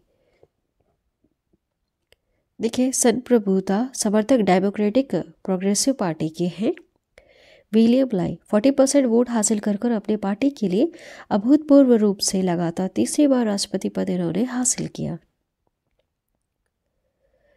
देखिए, T20 इंटरनेशनल में 150 मैच खेलने वाले पहले पुरुष क्रिकेटर कौन बने? वो है रोहित शर्मा। देखिए, भारत के कप्तान रोहित शर्मा ने T20 इंटरनेशनल में एक और उपलब्धि हासिल करते हुए 150 T20 इंटरनेशनल मैच खेलने वाले पहले पुरुष क्रिकेटर बने। रोहित ने यह जो उपलब्धि है होलकर क्रिकेट स्टेडियम में अफगानिस्तान के खिलाफ हासिल की। देखिए, अंतर्राष्ट्रीय ऊंट महोत्सव का आयोजन राजस्थान के किस शहर में किया गया? इसका आयोजन बीकानेर में किया गया, अंतर्राष्ट्रीय ऊंट महोत्सव का आयोजन। देखिए, इसकी शुरुआत हेरिटेज वॉक के साथ की गई थी। हेरिटेज वॉक रामपुरिया हवेली से शुरू हुई और शहर की मुख्य सड़कों से होकर राव बिकाजी की टेकरी पर समाप्त हुई। राजस्थान में डेजर्ट महोत्सव जो जैसलमेर में आयोजित हुआ, नागौर मेला नागौर में आयोजित होता है, पुष्कर मेला पुष्कर में। ये महत्वपूर्ण मेले भी वहाँ पर आयोजित होते हैं। देखिए, 1 महीने तक चलने वाली ग्लोबल साइंस फेस्टिवल केरल का उद्घाटन कौन करेंगे? केरल के मुख्यमंत्री पिनराई विजयन। देखिए, उद्घाटन समारोह केरल की राजधानी में थोनकल के पास लाइफ साइंसेस पार्क में होगा। महोत्सव का उद्देश्य विज्ञान, प्रौद्योगिकी और कला के चमत्कारों को प्रदर्शित करना है और यह विभिन्न राज्यों और अंतर्राष्ट्रीय विज्ञान एजेंसियों का एक सहयोगात्मक प्रयास है। अगला सवाल, प्रसिद्ध शास्त्रीय गायिका प्रभा आत्रे किस घराने से थी जिनका हाल ही में निधन हुआ? तो ये किराणा घराने से थी। ठीक है, ये किराणा घराने से थी प्रसिद्ध शास्त्रीय गायिका प्रभा आत्रे। देखिए, प्रख्यात शास्त्रीय गायिका और पद्म विभूषण अवार्ड से सम्मानित प्रभा आत्रे का 92 वर्ष की आयु में निधन हुआ। प्रभा आत्रे हिंदुस्तानी शास्त्रीय गीत के किराणा घराने से जुड़ी हुई थी। 1991 में उन्हें संगीत नाटक अकादमी पुरस्कार से सम्मानित किया गया था। साथ ही उन्हें पद्मश्री, पद्म भूषण, राष्ट्रीय कालिदास पुरस्कार और टैगोर अकादमी रत्न से भी सम्मानित किया जा चुका है। ठीक है, चलिए नेक्स्ट क्वेश्चन है, किसे सर्वश्रेष्ठ फीफा पुरुष खिलाड़ी के अवार्ड से सम्मानित किया गया? किसे किया गया? लियोनेल मेसी को। अर्जेंटीना के फुटबॉलर हैं। देखिए, अर्जेंटीना के सुपरस्टार है लियोनेल मेसी को एक बार फिर से सर्वश्रेष्ठ फीफा पुरुष खिलाड़ी का पुरस्कार मिला। पिछले 4 साल में यह तीसरी बार है जब मेसी को यह अवार्ड मिला है। स्पेन और बार्सिलोना की स्ट्राइकर एटेना बोनमती को सर्वश्रेष्ठ फीफा महिला खिलाड़ी का पुरस्कार दिया गया। वर्ष 2030 तक आकस्मिक मौतों को लेकर सरकार ने क्या लक्ष्य रखा है कि आकस्मिक मृत्यु को 50% तक वह कम करेंगे। 2030 तक का यह लक्ष्य है। देखिए, सड़क परिवहन और राजमार्ग मंत्री नितिन गडकरी ने वर्तमान परिदृश्य पर प्रकाश डाला, जहां हर घंटे सड़क दुर्घटनाओं में 53 लोग घायल हो रहे हैं और 19 लोग तो ऐसे हैं उसमें से जिनकी मौत हो जाती है। तो सरकार का लक्ष्य है उन उपायों को लागू करना जो वर्ष 2030 तक भारतीय सड़कों पर दुर्घटना से होने वाली मौतों की संख्या का उल्लेखनीय कमी करने में योगदान देंगे। देखिए, मेघालय खेलों के 5वें संस्करण का उद्घाटन किसने किया? श्रीमती द्रौपदी मुर्मू ने 5वें संस्करण का उद्घाटन किया मेघालय खेलों का। देखिए, राष्ट्रपति द्रौपदी मुर्मू ने तुरा मेघालय में मेघालय खेलों के 5वें संस्करण का उद्घाटन किया। इन खेलों की शुरुआत साल 2001 में की गई। इसके चौथे संस्करण का आयोजन साल 2022 में किया गया। 6 दिनों तक आयोजित होने वाले इन खेलों में 3000 एथलीट भाग ले रहे हैं। अगला सवाल है, मिस अमेरिका 2024 का ताज किसने पहनाया गया? जिसने यह खिताब जीता है वह पहली सक्रिय ड्यूटी वायुसेना अधिकारी है ना, और इन्होंने इतिहास रचा है। तो देखिए, इनका नाम है मेडिसन मार्स। अगला सवाल, भारतीय नौसेना में नौसेना संचालन महानिदेशक के रूप में किसे नियुक्त किया गया? तो नियुक्त किया गया है वाइस एडमिरल A.N. प्रमोद को। देखिए, वाइस एडमिरल A.N. प्रमोद को नौसेना संचालन महानिदेशक के रूप में नियुक्त किया गया। A.N. प्रमोद 1990 को भारतीय नौसेना में नियुक्त हुए थे।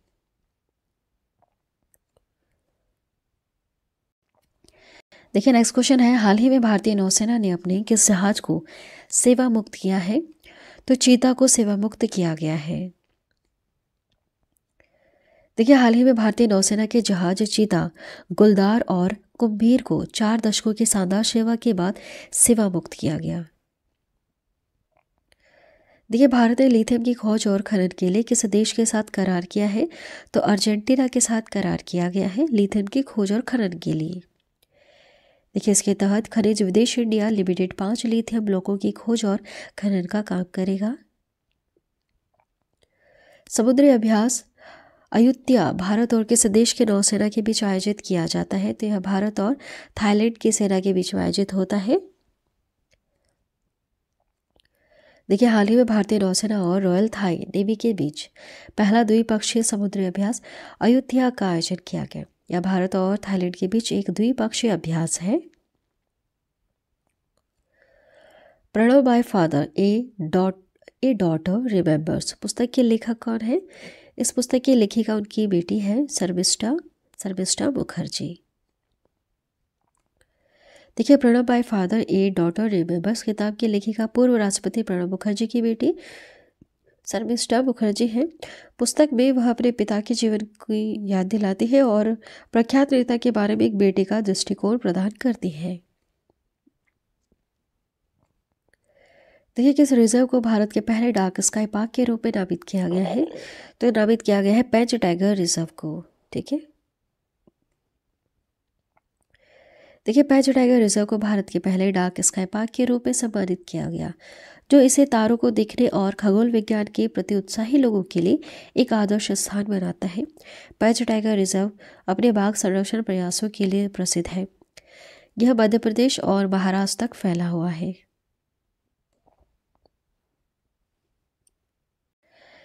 नेक्स्ट क्वेश्चन है, विश्वनाथन आनंद को पीछे छोड़ते हुए भारत के नंबर 1 शतरंज खिलाड़ी बने कौन? रमेश बाबू प्रज्ञानंद बने हैं भारत के नंबर 1 शतरंज खिलाड़ी। देखिए, भारतीय युवा शतरंज खिलाड़ी रमेश बाबू प्रज्ञानंद ने नीदरलैंड में आयोजित टाटा स्टील मास्टर्स में विश्व शतरंज चैंपियन डिंग लीरेन को हराया। इस जीत के साथ प्रज्ञानंद विश्वनाथन आनंद के बाद मौजूदा चैंपियन को हराने वाले दूसरे भारतीय बने। हाल ही में दुर्लभ सफ़ेद पेंगुइन किस स्थान पर पाए गए? तो यह पाए गए हैं अंटार्कटिका में। सफ़ेद पेंगुइन, देखिए, अंटार्कटिका में सफ़ेद रंग का एक दुर्लभ सफ़ेद पेंगुइन देखा गया। एक्चुअली यह एबनॉर्मल कंडीशन ल्यूसिज्म के चलते पेंगुइन का सफ़ेद रंग हो जाता है। इस तरह से यह बीमारी और भी देखने के लिए मिलती है। चिड़िया और रेप्टाइल्स में ल्यूसिज्म एबनॉर्मल कंडीशन पाई जाती है। नेक्स्ट क्वेश्चन है, ग्लोबल फायर पावर रैंकिंग में दुनिया की सबसे शक्तिशाली सेनाओं में भारत की रैंक क्या है? तो देखिए भारत है यहाँ पर चौथे नंबर पर। दुनिया की सबसे शक्तिशाली सेनाओं में भारत देश हमारा चौथे नंबर पर। देखिए हाल ही में ग्लोबल फायर पावर ने सैन्य क्षमता के आधार पर दुनिया के देशों की रैंकिंग जारी की। दुनिया की सबसे ताकतवर सेनाओं में अमेरिका टॉप पर रहेगा। रूस दूसरे नंबर पर, चीन तीसरे स्थान पर और इस रैंकिंग में भारत आता है चौथे स्थान पर। देखिए इस रैंकिंग में दुनिया के 145 देशों को शामिल किया गया है। पड़ोसी देश पाकिस्तान 9वें स्थान पर यहाँ पर है। देखिए जनवरी 2024 में सहयोग काइजिंग संयुक्त अभ्यास में किन दो देशों ने भाग लिया? तो भारत और जापान ने भाग लिया है। देखिए 2006 के ज्ञापन से जुड़े सहयोग का उद्देश्य दो तटरक्षक एजेंसियों के बीच विशेषज्ञता साझा करने और सर्वोत्तम प्रथाओं में द्विपक्षीय सहयोग को मजबूत करना है। साल 2023 के दिसंबर महीने के लिए प्लेयर ऑफ द मंथ का अवार्ड किसने जीता? तो अवार्ड जीता है पैट कमिंस ने जीता है और महिला में दीप्ति शर्मा ने। देखिए सर्वश्रेष्ठ पुरुष क्रिकेटर का अवार्ड ऑस्ट्रेलिया के कप्तान पैट कमिंस ने जीता। सर्वश्रेष्ठ महिला क्रिकेटर का अवार्ड भारत की दीप्ति शर्मा को मिला।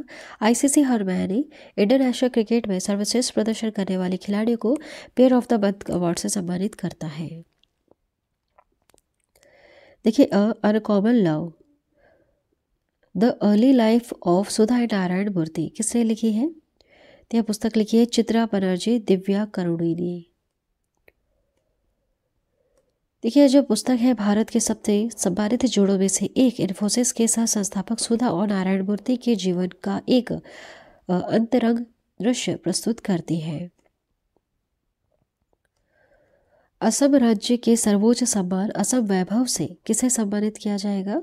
तो रंजन गोगोई को सम्मानित किया जाएगा। देखिए असम के मुख्यमंत्री हेमंत बिश्वा शर्मा ने हाल ही में घोषणा की है कि पूर्व चीफ जस्टिस ऑफ इंडिया और राज्यसभा सांसद रंजन गोगोई को असम वैभव पुरस्कार से सम्मानित किया जाएगा।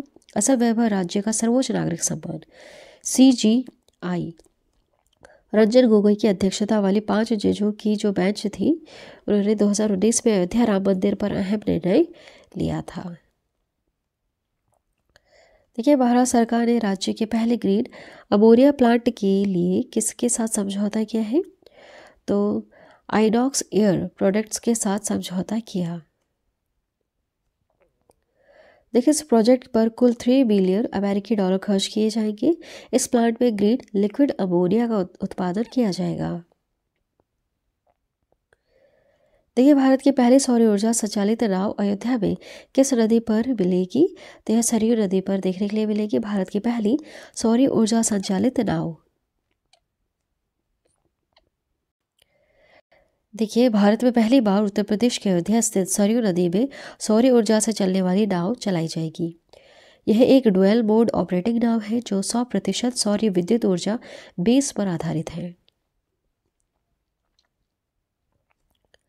देखिए यूक्रेन पर वैश्विक शांति शिखर सम्मेलन की मेजबानी कौन सा देश करेगा? यूक्रेन पर करेगा स्विट्जरलैंड। देखिए यूक्रेन पर एक वैश्विक शांति शिखर सम्मेलन का आयोजन स्विट्जरलैंड में किया जाएगा। यूक्रेन के राष्ट्रपति हैं व्लादिमीर जेलेंस्की के अनुरोध पर स्विट्जरलैंड इस सम्मेलन की मेजबानी के लिए तैयार हुआ। रूस ने 24 फरवरी 2022 को यूक्रेन में अपनी सेना भेजी थी। तब से लेकर अभी तक दोनों देशों के बीच में संघर्ष जारी है। अगला सवाल है, किस राज्य सरकार ने मथारी वंदना योजना 2024 शुरू की? तो देखिए आंसर सी से हो जाएगा छत्तीसगढ़ राज्य सरकार ने मथारी वंदना योजना 2024 की शुरुआत की है। छत्तीसगढ़ सरकार ने महिलाओं को 1000 मासिक सहायता प्रदान करने के लिए मथारी वंदना योजना शुरू की। आत्मनिर्भरता और कौशल विकास को बढ़ावा देने के लिए 12,000 की कुल वार्षिक सहायता के माध्यम से सशक्त बनाने का लक्ष्य है। 23 से 60 वर्ष की आयु के निवासी विवाहित महिलाएं जो हैं जिनकी पारिवारिक आय 2.5 लाख रुपए से भी कम है ना, वह आवेदन के पात्र होंगी।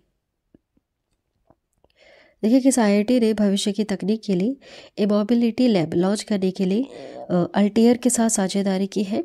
तो आईआईटी मद्रास ने।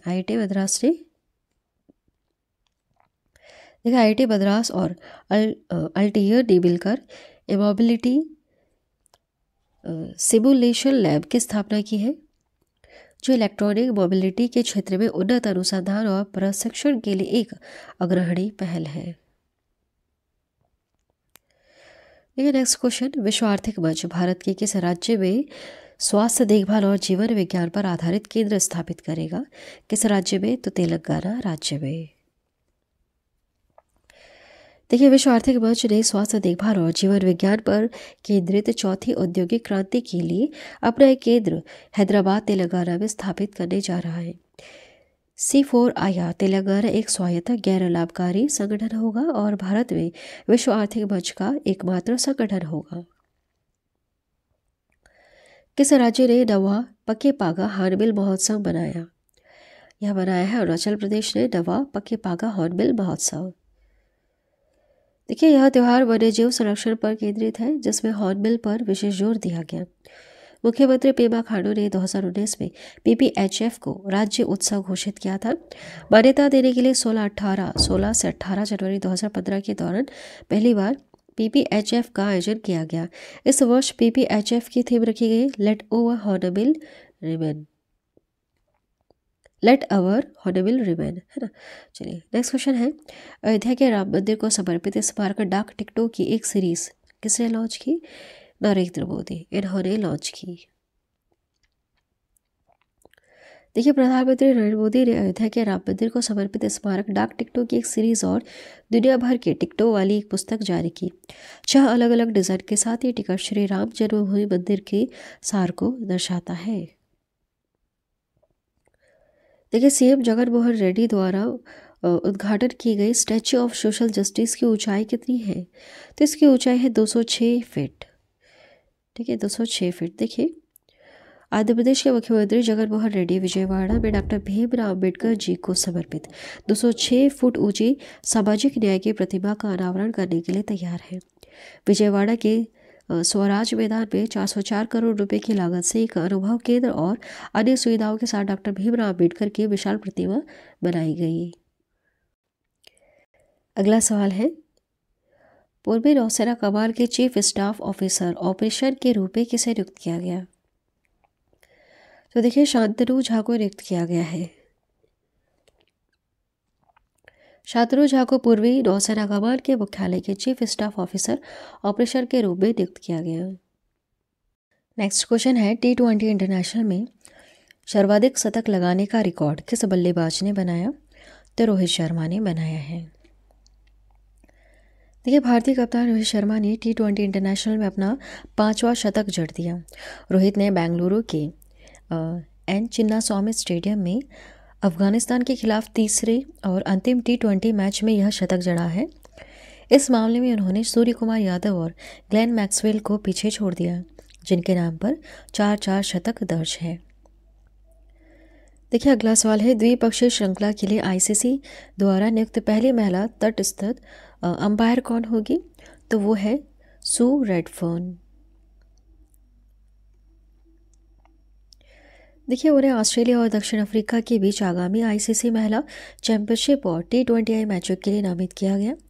रेडफर्न ने इंग्लैंड के लिए खेला है और कई विश्व कप में भी अंपायरिंग का उन्हें अनुभव है। अगला सवाल है, 3D शहरी स्थानिक डिजिटल ट्विन बनाने वाला पहला भारतीय शहर कौन सा होगा? वह है वाराणसी। 3D शहरी स्थानिक डिजिटल ट्विन। देखिए वाराणसी अपने सभी वार्डों के लिए 3D शहरी स्थानिक डिजिटल ट्विन विकसित करने वाला देश का पहला शहर बनने की ओर अग्रसर है। डिजिटल ट्विन क्या है? तो देखिए डिजिटल ट्विन किसी वस्तु या सिस्टम का 3D आभासी प्रतिनिधित्व है जो किसी भौतिक वस्तु यहाँ तक कि एक शहर के प्रदर्शन, संचालन या लाभप्रदा में वास्तविक समय की अंतर्दृष्टि प्रदान करता है। देखिए नेक्स्ट क्वेश्चन है हमारा, स्टेट फास्ट डिफेंडर 2024 अभ्यास किसके द्वारा शुरू किया गया? यह नाटो देशों के द्वारा शुरू किया गया है स्टेट फास्ट डिफेंडर 2024। देखिए नाटो, जिसका फुल फॉर्म है नॉर्थ अटलांटिक ट्रीटी ऑर्गेनाइजेशन, 4 अप्रैल 1949 को उत्तरी अटलांटिक संधि द्वारा सोवियत संघ के खिलाफ सामूहिक सुरक्षा प्रदान करने के लिए संयुक्त राज्य अमेरिका, कनाडा और कई पश्चिमी यूरोपीय देशों द्वारा स्थापित एक सैन्य गठबंधन है। 31 सदस्य देशों का समूह नाटो एक दूसरे की रक्षा के लिए सहमत है और तीसरे पक्ष के हमले के विरुद्ध भी है। देखिए फिनलैंड नाटो का 31वां सदस्य बना है, फिनलैंड नाटो का, है ना। चलिए नेक्स्ट क्वेश्चन है, हाल ही में केंद्रीय मंत्री राव इंद्रजीत सिंह द्वारा लॉन्च किए गए ई साक्षी ऐप का उद्देश्य क्या है? देखिए एमपी-लेड्स निधि प्रवाह की निगरानी करना ई साक्षी ऐप का उद्देश्य है। अब यह क्या है? देखिए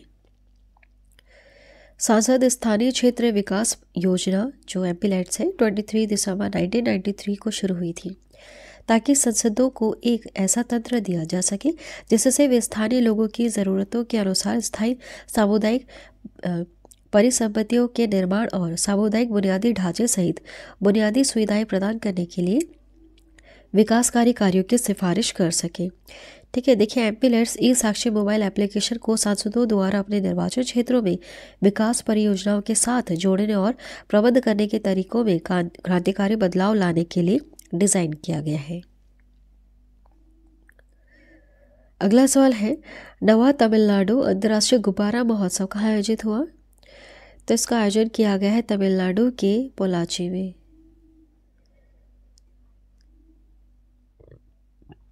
देखिए तमिलनाडु इंटरनेशनल बैलून फेस्टिवल का नवा संस्करण शनिवार सुबह कोयम्बटूर जिले के पोलाची के पास अचीपट्टी में आयोजित हुआ। महोत्सव का उद्घाटन चैम्बर ऑफ कॉमर्स पोलाची के अध्यक्ष GD गोपालकृष्णन ने किया। महोत्सव में UK, France, Netherlands, Spain, Japan, Thailand और वियतनाम से गर्म हवा के गुब्बारे दिखाए गए। देखिए सशस्त्र सीमा बल के महानिदेशक के रूप में किसे नियुक्त किया गया? किसे नियुक्त किया गया है? तो दलजीत सिंह चौधरी को नियुक्त किया गया है सशस्त्र सीमा बल SSB के महानिदेशक के रूप में। देखिए कार्मिक मंत्रालय के आदेश के अनुसार वरिष्ठ IPS अधिकारी दलजीत सिंह चौधरी को सशस्त्र सीमा बल के महानिदेशक के रूप में नियुक्त किया गया। कैबिनेट की नियुक्ति समिति ने 30 नवंबर 2025 तक की अवधि के लिए SSB के महानिदेशक के रूप में चौधरी की नियुक्ति को मंजूरी दी। दलजीत सिंह चौधरी उत्तर प्रदेश कैडर की 1990 बैच के IPS अधिकारी हैं। अगला सवाल है, खेलो इंडिया यूथ गेम्स 2024 की मेजबानी किस राज्य में की जाएगी? तो इसकी मेजबानी तमिलनाडु राज्य में की जाएगी खेलो इंडिया यूथ गेम्स 2024 की। देखिए तमिलनाडु खेलो इंडिया यूथ गेम्स की मेजबानी करने के लिए तैयार है, जिसमें 26 विषय में 5000 से अधिक युवा एथलीट भाग लेंगे। देखिए जो खेल है यह 4 शहरों में आयोजित होगा, जैसे चेन्नई, कोयम्बटूर, मदुरई और तिरुचि में, है ना, जो राज्य भर में विविध खेल प्रतिभाओं का प्रदर्शन करने वाले हैं। देखिए चेन्नई का नेहरू स्टेडियम खेलो इंडिया यूथ गेम्स 2024 की भव्य उद्घाटन का गवाह बनेगा। अमेरिका के बाहर बोइंग का सबसे बड़ा परिसर कहाँ स्थित है, जिसका उद्घाटन PM मोदी ने किया? तो कहाँ स्थित है? बेंगलुरु में। देखिए प्रधानमंत्री नरेंद्र मोदी ने शुक्रवार को बेंगलुरु के पास अमेरिकी विमान निर्माता बोइंग की नए वैश्विक इंजीनियरिंग एवं प्रौद्योगिकी केंद्र परिसर का उद्घाटन किया। अत्याधुनिक Boeing India engineering and technology centre परिसर करीब 1600 करोड़ रुपए की लागत से 43 एकड़ जमीन पर बना हुआ है। ब्रिटिश पेट्रोलियम किस शहर में अपना तकनीकी केंद्र स्थापित करेगी? कहाँ करेगी? पुणे में करेगी। ब्रिटिश पेट्रोलियम, है ना, पुणे में अपना तकनीकी केंद्र स्थापित करेगी। देखिए ब्रिटिश पेट्रोलियम ने अपनी वैश्विक तकनीकी और इंजीनियरिंग क्षमताओं को बढ़ाने के लिए पुणे महाराष्ट्र में British petroleum technical solution India की स्थापना की घोषणा की। ये जो ब्रिटिश पेट्रोलियम है के स्वामित्व वाली केंद्र दुनिया भर में हाइड्रोकार्बन और नई ऊर्जा व्यवसाय दोनों को उच्च गुणवत्ता वाली सेवाएं प्रदान करती है। देखिए मॉल यामा क्रोमा को BP टेक्निकल सॉल्यूशंस इंडिया के प्रमुख के रूप में नियुक्त किया गया है। निम्नलिखित में से किस बैंक ने money to India Canada mobile app पेश किया? यह पेश किया है ICICI बैंक द्वारा। देखिए किसी भी कनाडाई बैंक से भारत में निर्बाध 24% मतलब 24 घंटे 7 दिन धन हस्तांतरण कर सकते हैं। किसी ICICI बैंक कनाडा खाते की आवश्यकता नहीं होगी। नेक्स्ट है, कौन सा मंदिर अयोध्या राम मंदिर को ओनाविलु धनुष उपहार में दे रहा है? कौन सा मंदिर? तो देखिए पद्मनाभस्वामी मंदिर जो है अयोध्या राम मंदिर को ओनाविलु धनुष उपहार में दे रहा। तिरुवनंतपुरम में श्री पद्मनाभस्वामी मंदिर अयोध्या राम मंदिर को एक औपचारिक धनुष ओनाविलु भेंट करेगा। देखिए RuPay prime volleyball league season 3 के लिए ब्रांड एम्बेसडर किसे नियुक्त किया गया है? तो नियुक्त किया गया है ऋतिक रोशन को। अगला सवाल, रामलला प्राण प्रतिष्ठा समारोह कहाँ पर संपन्न हुआ? ये कहाँ पर संपन्न हुआ है? यह हुआ है अयोध्या, उत्तर प्रदेश के अयोध्या में। देखिए इसका इतिहास, 16वीं शताब्दी में मुगल बादशाह बाबर ने अयोध्या पर हमला करके भगवान राम के मंदिर को तोड़कर वहां पर बाबरी नामक मस्जिद का निर्माण कराया। फिर पुरातत्व के सबूतों से यह साबित हुआ कि यहाँ पर 12वीं सदी में एक भव्य और विशालकाय मंदिर हुआ करता था। फिर 9 नवंबर 2019 को सुप्रीम कोर्ट की 5 जजों के संविधान पीठ ने इस मामले का निर्णय भगवान राम के पक्ष में दिया। साथ ही मुस्लिम समुदाय के लोगों को 5 एकड़ जमीन अयोध्या के बगल में दी। देखिए अयोध्या में श्री रामलला के प्राण प्रतिष्ठा समारोह के मुख्य अनुष्ठान का नेतृत्व किया नरेंद्र मोदी। इन्होंने समारोह के दौरान RSS प्रमुख मोहन भागवत भी थे। यूपी के CM योगी आदित्यनाथ, राज्यपाल आनंदीबेन पटेल, ये सभी रामलला की पूजा अर्चना इन्होंने की। देखिए राम मंदिर के लिए प्रभु श्री राम की मूर्ति जो है कर्नाटक के प्रसिद्ध मूर्तिकार अरुण योगीराज ने बनाई। अयोध्या राम मंदिर निर्माण के लिए मुख्य वास्तुकार कौन है? तो चंद्रकांत सोमपुरा है। देखिए अयोध्या राम मंदिर की डिजाइन सोमपुरा परिवार ने बनाई।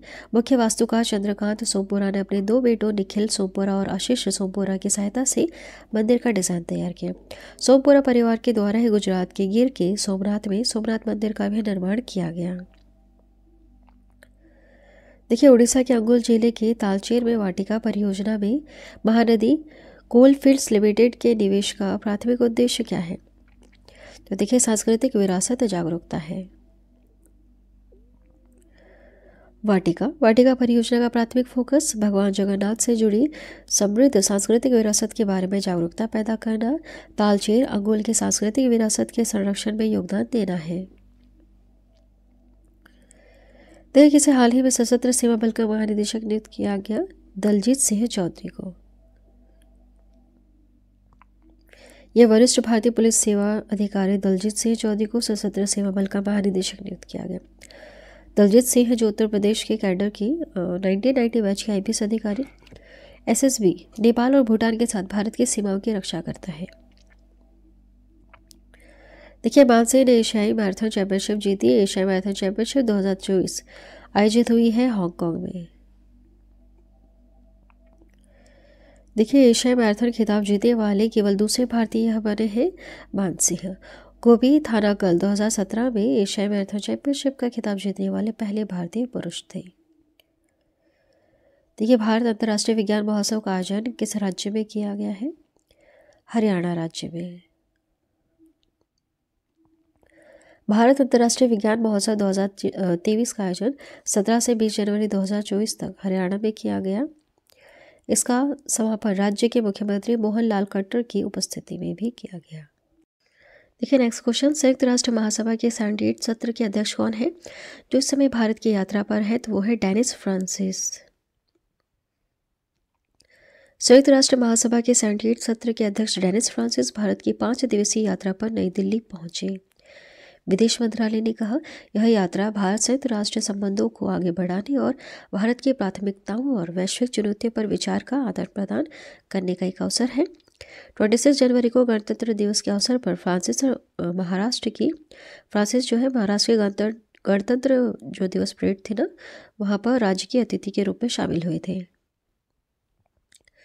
देखिए विलुप्त होने के कगार पर पहुंची अनोखी भाषा बधिका किस राज्य में मुख्य रूप से बोली जाती है? जो कन्नौर से जुड़ी है तो केरल राज्य में मुख्य रूप से बोली जाती है। देखिए कन्नूर केरल में स्थित है। कन्नूर के गांव में चलकिया समुदाय द्वारा बोली जाने वाली बदिका विलुप्त होने की कगार पर है, क्योंकि दो धारावाहिक वक्ता ही बचे, जो एक 87 वर्षीय है के पी नारायण और उनकी भतीजी है राजपुत्री। लिपि के बिना भाषा लुप्त हो जाती है ना। कहीं लिखा हुआ नहीं तो लोग कैसे समझेंगे। भाषा को ढूंढने का ढंग, भाषा को जो लिखने का ढंग होता है उसे लिपि कहते हैं। इस प्रकार भाषा को लिखने के लिए कुछ चिन्हों का प्रयोग किया जाता है, उन्हें लिपि कहते हैं। जैसे हिंदी देवनागरी लिपि में हम लिख रहे हैं और अंग्रेजी को रोमन लिपि में। तो इसकी कोई लिपि नहीं है, इसलिए लुप्त होने वाली है। नेक्स्ट क्वेश्चन है, जैसलमेर के रेगिस्तान महोत्सव 2024 का विषय क्या रखा गया? बैक टू द डेजर्ट रखा गया। देखिए जैसलमेर 22 फरवरी से लेकर 24 फरवरी तक अपने वार्षिक डेजर्ट फेस्टिवल के लिए तैयार है, जिसमें स्थानीय कलाकार और back to the desert theme शामिल है। जैसलमेर डेजर्ट फेस्टिवल एक वार्षिक कार्यक्रम है। यह त्यौहार थार रेगिस्तान की सेम टीलों, जो जैसलमेर से 42 किलोमीटर दूर है, वहाँ इन खूबसूरत टीलों के बीच में मनाया जाता है। नेक्स्ट क्वेश्चन देखिएगा, हर साल भारत देश में रिपब्लिक डे गणतंत्र दिवस कब मनाते हैं? हम 26 जनवरी को मनाते हैं। देखिए 1950 में जब भारत का संविधान लागू किया गया था, तो उस दिन से हर साल हम 26 जनवरी को इस दिवस के रूप में मनाने की शुरुआत करते हैं। यह गणतंत्र दिवस 2024 की थीम है, विकसित भारत और भारत लोकतंत्र की मातृका। इस वर्ष गणतंत्र दिवस परेड समारोह के मुख्य अतिथि कौन बने थे? तो वो थे इमैनुएल मैक्रोन। ये फ्रांसीसी नेता हैं, इन्हें आमंत्रित किया गया था। देखिए इस साल गणतंत्र दिवस परेड में मुख्य अतिथि के रूप में फ्रांसीसी राष्ट्रपति इमैनुएल मैक्रोन कर्तव्य पथ पर इन्होंने गणतंत्र दिवस समारोह में शामिल हुए। यह छठा अवसर है जब किसी फ्रांसीसी नेता को मुख्य अतिथि के तौर पर आमंत्रित किया गया है। देखिए इस समय भारत देश ने अपना 75वां गणतंत्र दिवस मनाया। पिछले साल भारत देश ने 2023 में मिस्र के राष्ट्रपति अब्देल फतह अल सीसी को मुख्य अतिथि के रूप में बुलाया था। देखिए राष्ट्रीय मतदाता दिवस प्रतिवर्ष कब मनाते हैं? तो यह मनाया जाता है 25 जनवरी को, राष्ट्रीय मतदाता दिवस। राष्ट्रीय मतदाता दिवस प्रतिवर्ष 25 जनवरी को देश भर में मनाया जाता है। यह दिवस चुनाव आयोग की स्थापना की 61 वर्षगांठ के अवसर पर 25 जनवरी 2011 को पहली बार मनाया गया था। यह साल 2024 में राष्ट्रीय मतदाता दिवस की थीम है nothing like voting, I vote for sure. अगला सवाल है, राष्ट्रीय पर्यटन दिवस 2024 का विषय क्या है? तो इसका विषय है टिकाऊ यात्राएं, कलातीत यादें। देखिए राष्ट्रीय पर्यटन दिवस हर साल 25 जनवरी को मनाया जाता है। यह पर्यटन के महत्व और इसके सामाजिक, वित्तीय और सांस्कृतिक मूल्य के बारे में वैश्विक समुदाय के बीच जागरूकता पैदा करने के लिए बनाया जाता है। पर्यटन और संचार मंत्रालय के तहत 1958 में विशेष रूप से पर्यटन से संबंधित एक विभाग की स्थापना की गई थी। विश्व पर्यटन दिवस हम 27 सितंबर को मनाते हैं और राष्ट्रीय पर्यटन दिवस 25 जनवरी को। देखिए 3 ट्रिलियन का बाजार पूंजीकरण पार करने वाली दुनिया की दूसरी कंपनी बनी माइक्रोसॉफ्ट। दिग्गज टेक्नोलॉजी कंपनी माइक्रोसॉफ्ट का बाजार पूंजीकरण 3 ट्रिलियन डॉलर को पार कर गया। माइक्रोसॉफ्ट आईफोन निर्माता कंपनी एप्पल के बाद यह आंकड़ा छूने वाली दूसरी कंपनी बनी। फिलहाल एप्पल जो कंपनी है ना, यह टॉप पर है, सबसे मूल्यवान कंपनी है। देखिए किस भारतीय कंपनी को अमेरिकी स्वास्थ्य नियामक से जेनरिक दवाओं के लिए मंजूरी मिली है? तो किसे मिली है? जाइडस को। ठीक है, जाइडस को मिला है, यह भारतीय कंपनी दिखेगा। इस तहत कंपनी गेबापेंटिन टैबलेट का प्रोडक्शन और मार्केटिंग कर सकते हैं। जाइडस गेबापेंटिन टैबलेट के लिए यह अधिकार हासिल करने वाली पहली भारतीय कंपनी है। देखिए नेक्स्ट क्वेश्चन, इस गणतंत्र दिवस पर केंद्र सरकार ने कितने लोगों को जीवन रक्षा पदकों से सम्मानित किया? कितने लोगों को? 31 लोगों को सम्मानित किया। देखिए इस वर्ष के गणतंत्र दिवस पर केंद्र सरकार ने 31 लोगों को जीवन रक्षा पदक से सम्मानित किया। गृह मंत्रालय के अनुसार इन अवार्ड्स में 3 को सर्वोत्तम जीवन रक्षा पदक मिला, 7 को उत्तम जीवन रक्षा पदक और 21 व्यक्तियों को जीवन रक्षा पदक से सम्मानित किया गया। देखिए प्रतिष्ठित freedom of the city of London सम्मान से किसे सम्मानित किया गया है? तो अजीत कुमार मिश्रा को सम्मानित किया गया। देखिए यह ये ब्रिटेन में भारत में जन्मे एक प्रमुख वकील अजित मिश्रा हैं, जिन्हें freedom of the city of London award मिला। यह पुरस्कार कानूनी और सार्वजनिक जीवन में उनके असाधारण योगदान के लिए दिया गया। Ajit Mishra UK India legal partnership के संस्थापक और अध्यक्ष हैं। देखिए, किसने कौशल विकास और उद्यमिता मंत्रालय की नई बिल्डिंग कौशल भवन का उद्घाटन किया है? तो इसका उद्घाटन किया श्रीमती द्रौपदी मुर्मू ने। देखिए, भारत की राष्ट्रपति हैं श्रीमती द्रौपदी मुर्मू। इन्होंने नई दिल्ली में कौशल विकास और उद्यमिता मंत्रालय की एक नई बिल्डिंग कौशल भवन का उद्घाटन किया। यह नई बिल्डिंग अत्याधुनिक बुनियादी ढांचे से सुसज्जित है। इस अवसर पर केंद्र शिक्षा, कौशल विकास और उद्यमिता मंत्री धर्मेंद्र प्रधान भी वहां पर मौजूद थे। देखिए, सर्वोच्च न्यायालय में दलित समुदाय के प्रतिनिधित्व के रूप में किसने शपथ ली है? तो न्यायमूर्ति प्रसन्ना भालचंद्र वर्ले ने शपथ ली। देखिए, कर्नाटक उच्च न्यायालय के मुख्य न्यायाधीश पी.वी. वराले ने उच्चतम न्यायालय के न्यायाधीश के रूप में शपथ ली। पद की शपथ भारत के मुख्य न्यायाधीश डी.वाई. चंद्रचूड़ ने दिलाई। न्यायमूर्ति वराले की नियुक्ति के साथ सर्वोच्च न्यायालय में भारत के मुख्य न्यायाधीशों सहित न्यायाधीशों की संख्या 34 हो गई है। अनुसूचित जाति समुदाय से अन्य 2 न्यायाधीश यहाँ पर हैं, न्यायमूर्ति बी.आर. गवई और सी.टी. रवि कुमार। अगला सवाल है, अखिल भारतीय अभियान हमारा संविधान हमारा सम्मान का उद्घाटन किसने किया? तो जगदीप धनखड़ ने किया है। देखिए, उपराष्ट्रपति जगदीप धनखड़ ने भारत के गणतंत्र के 75वें वर्ष के उपलक्ष्य में अखिल भारत अभियान हमारा संविधान हमारा सम्मान का उद्घाटन किया। यह अभियान न्याय विभाग, विधि एवं न्याय मंत्रालय द्वारा चलाया जा रहा है। इसके साथ ही कानूनी सलाह के लिए एक एकीकृत कानूनी इंटरफेस प्रदान करने हेतु न्याय सेतु का भी शुभारंभ किया गया। देखिए, 2023 के लिए ICC T20I player of the year के लिए किसे नामित किया गया? तो सूर्य कुमार यादव को नामित किया गया। देखिए, सूर्य कुमार यादव को आईसीसी द्वारा लगातार दूसरी बार T20I player of the award के लिए चुना गया।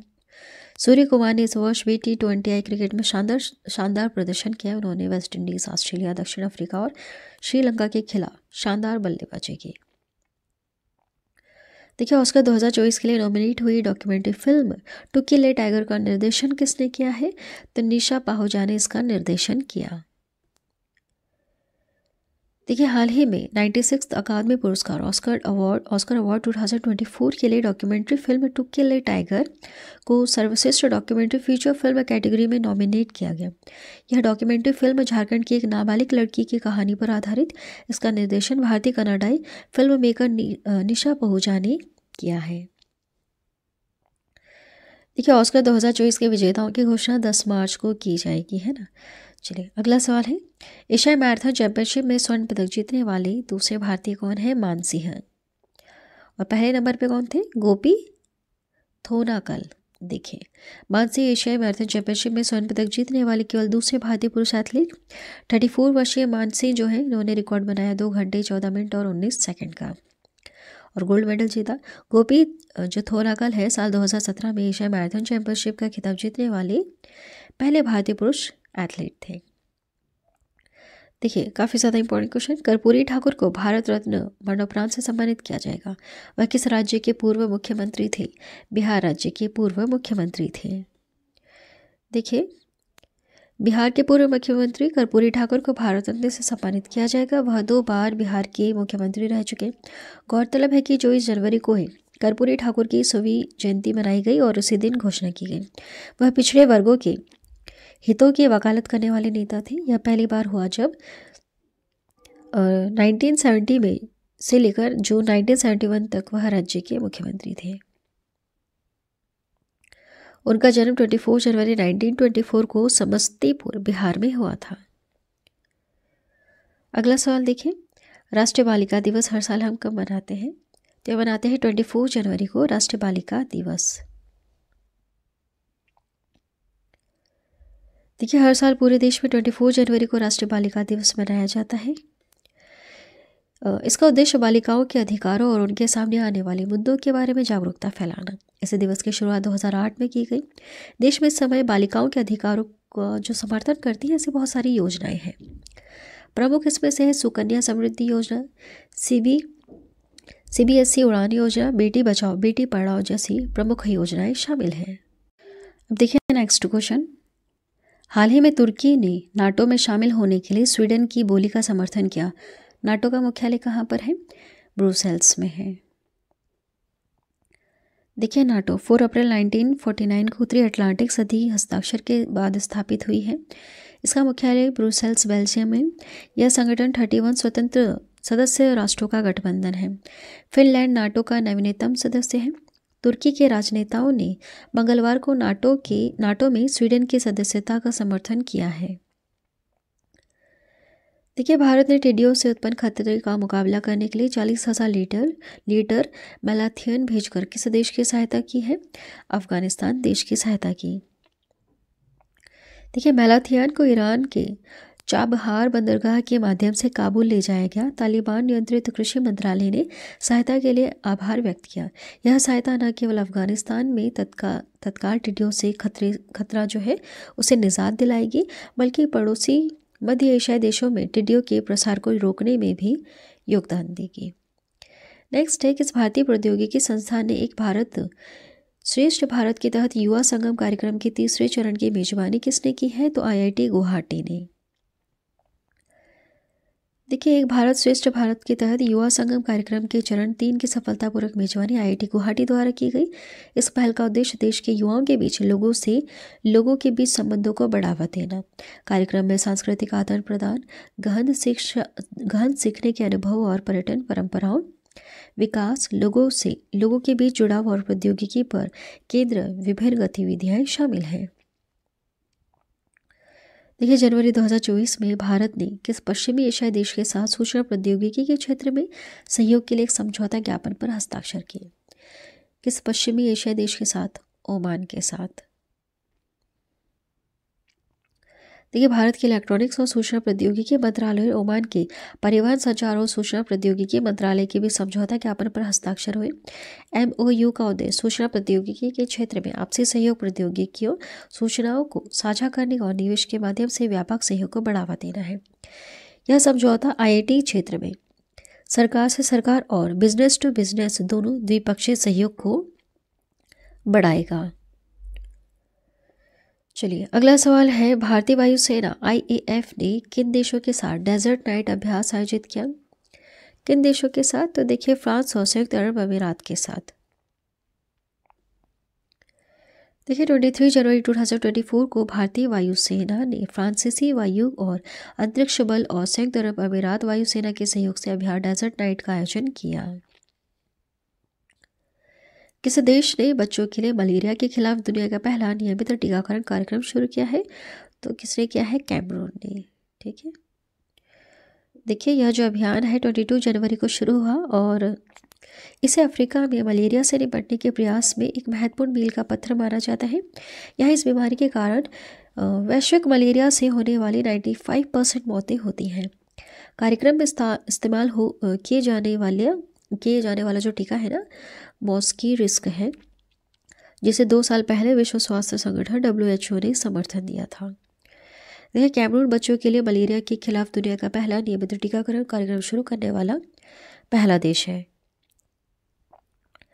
देखिए, विश्व की पहली मेलानिस्टिक टाइगर सफारी किस भारतीय राज्य में स्थापित की जाएगी? तो यह स्थापित की जाएगी ओडिशा में। ओडिशा सरकार मयूरभंज जिले की बारीपदा के पास दुनिया की पहली मेलानिस्टिक टाइगर सफारी स्थापित करने की योजना बना रही। परियोजना का लक्ष्य नंदनकानन चिड़ियाघर से अतिरिक्त बाघों और बचाए गए अनाथ बाघों को रखना है, जो जंगल के लिए अयोग्य है लेकिन सार्वजनिक प्रदर्शन के लिए उपयुक्त है। देखिए, हाल ही में कानपुर में AIISH सैटेलाइट सेंटर का उद्घाटन किया। AIISH का पूर्ण रूप क्या है? तो all India institute of speech and hearing इसका फुल फॉर्म है।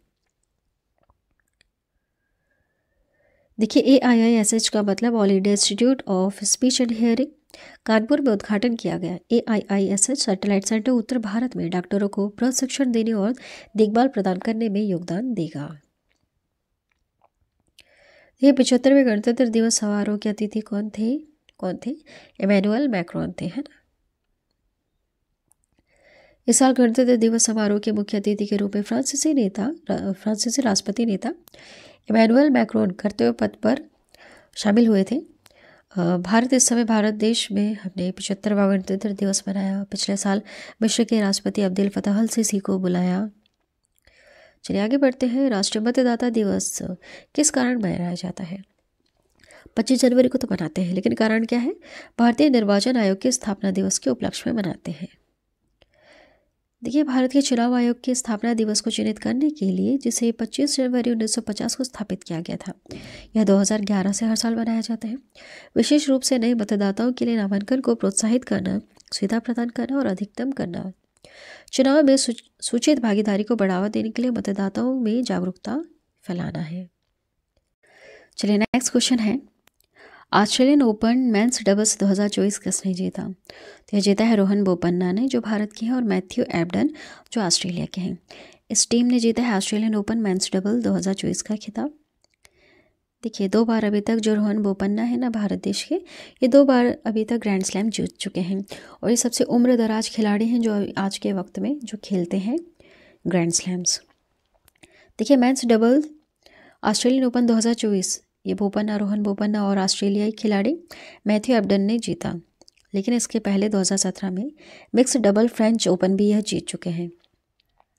इसमें जो रोहन बोपन्ना है, इनके साथ थी कनाडाई गैब्रिएला डाब्रोवस्की है ना, इनकी पार्टनर थी, तब इन्होंने 2017 में जीता था। नेक्स्ट क्वेश्चन, भारतीय नवीकरणीय ऊर्जा विकास एजेंसी के सतर्कता विभाग द्वारा अनावरण की गई गृह पत्रिका का नाम क्या रखा? पहल नाम इसका रखा गया है। देखिए अगला सवाल, 2027 विश्व टेस्ट चैंपियनशिप फाइनल की मेजबानी कौन सा देश करेगा? तो इंग्लैंड करेगा। देखिए, इंग्लैंड 2027 में एक बार फिर से विश्व टेस्ट चैंपियनशिप फाइनल की मेजबानी करने के लिए तैयार है, जिससे यह देश में आयोजित होने वाला लगातार चौथा संस्करण बनेगा। इंग्लैंड ने 2021-2023 में WTC फाइनल के पहले 2 संस्करणों की भी मेजबानी कर रखी है। 2025 में भी यही करेगा, और ऑस्ट्रेलिया अभी हाल ही में विश्व टेस्ट चैंपियनशिप का मौजूदा चैंपियन है। देखिए, पद्म विभूषण 2024 कितने लोगों को दिया जाएगा? 5 लोगों को दिया जाएगा पद्म विभूषण। देखिए, राष्ट्रपति द्रौपदी मुर्मू ने 2024 के लिए 132 पद्म पुरस्कारों को मंजूरी दी है। टोटल 132 लोगों को दिया जाएगा, जिसमें से 5 तो पद्म विभूषण है, 17 पद्म भूषण है, और 110 पद्मश्री पुरस्कार इसमें शामिल है। देखिए, 5 लोग कौन कौन हैं जिन्हें पद्म विभूषण से सम्मानित किया जाएगा? देखिए, पूर्व उपराष्ट्रपति है वेंकैया नायडू, दिग्गज अभिनेत्री है विजयंतीमाला,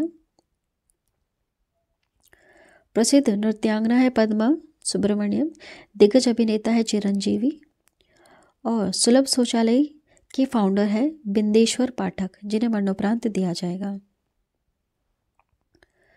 अगला सवाल देखिएगा, ICC पुरुष ODI cricketer of the year के खिताब से सम्मानित किया गया है विराट कोहली को। देखिए, श्रीलंका की चमारी अथापत्तु को ICC महिला ODI cricketer of the year के खिताब से नवाजा गया, और पुरुष में विराट कोहली को।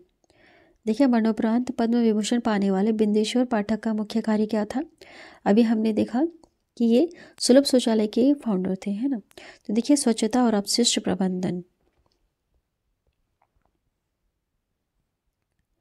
अगला सवाल है, 2024 में गणतंत्र दिवस समारोह के लिए फ्रांसीसी राष्ट्रपति एमेनुएल मैक्रोन के राजकीय यात्रा के दौरान भारत और फ्रांस के बीच कौन से महत्वपूर्ण समझौते या साझेदारी वगैरह हुई है? तो देखिए, बहुत कुछ हुआ है इनके बीच में।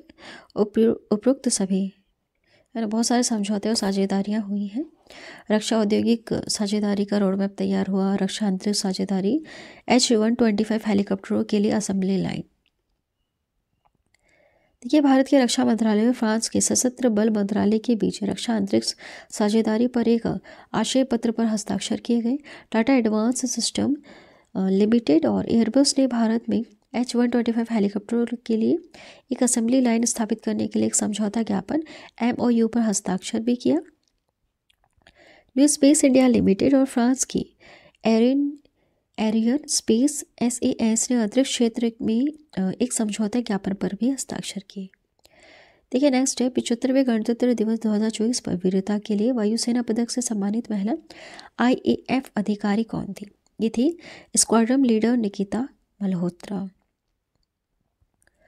देखिए, भारतीय वायुसेना के सदस्य स्क्वाड्रन लीडर निकिता मल्होत्रा को 75वें गणतंत्र दिवस पर वीरता के लिए वायुसेना पदक प्राप्त हुआ। वह कर्तव्य पथ पर फ्लाई पास्ट के दौरान लड़ाकू विमानों में तांगेल गठन में भी शामिल रही है।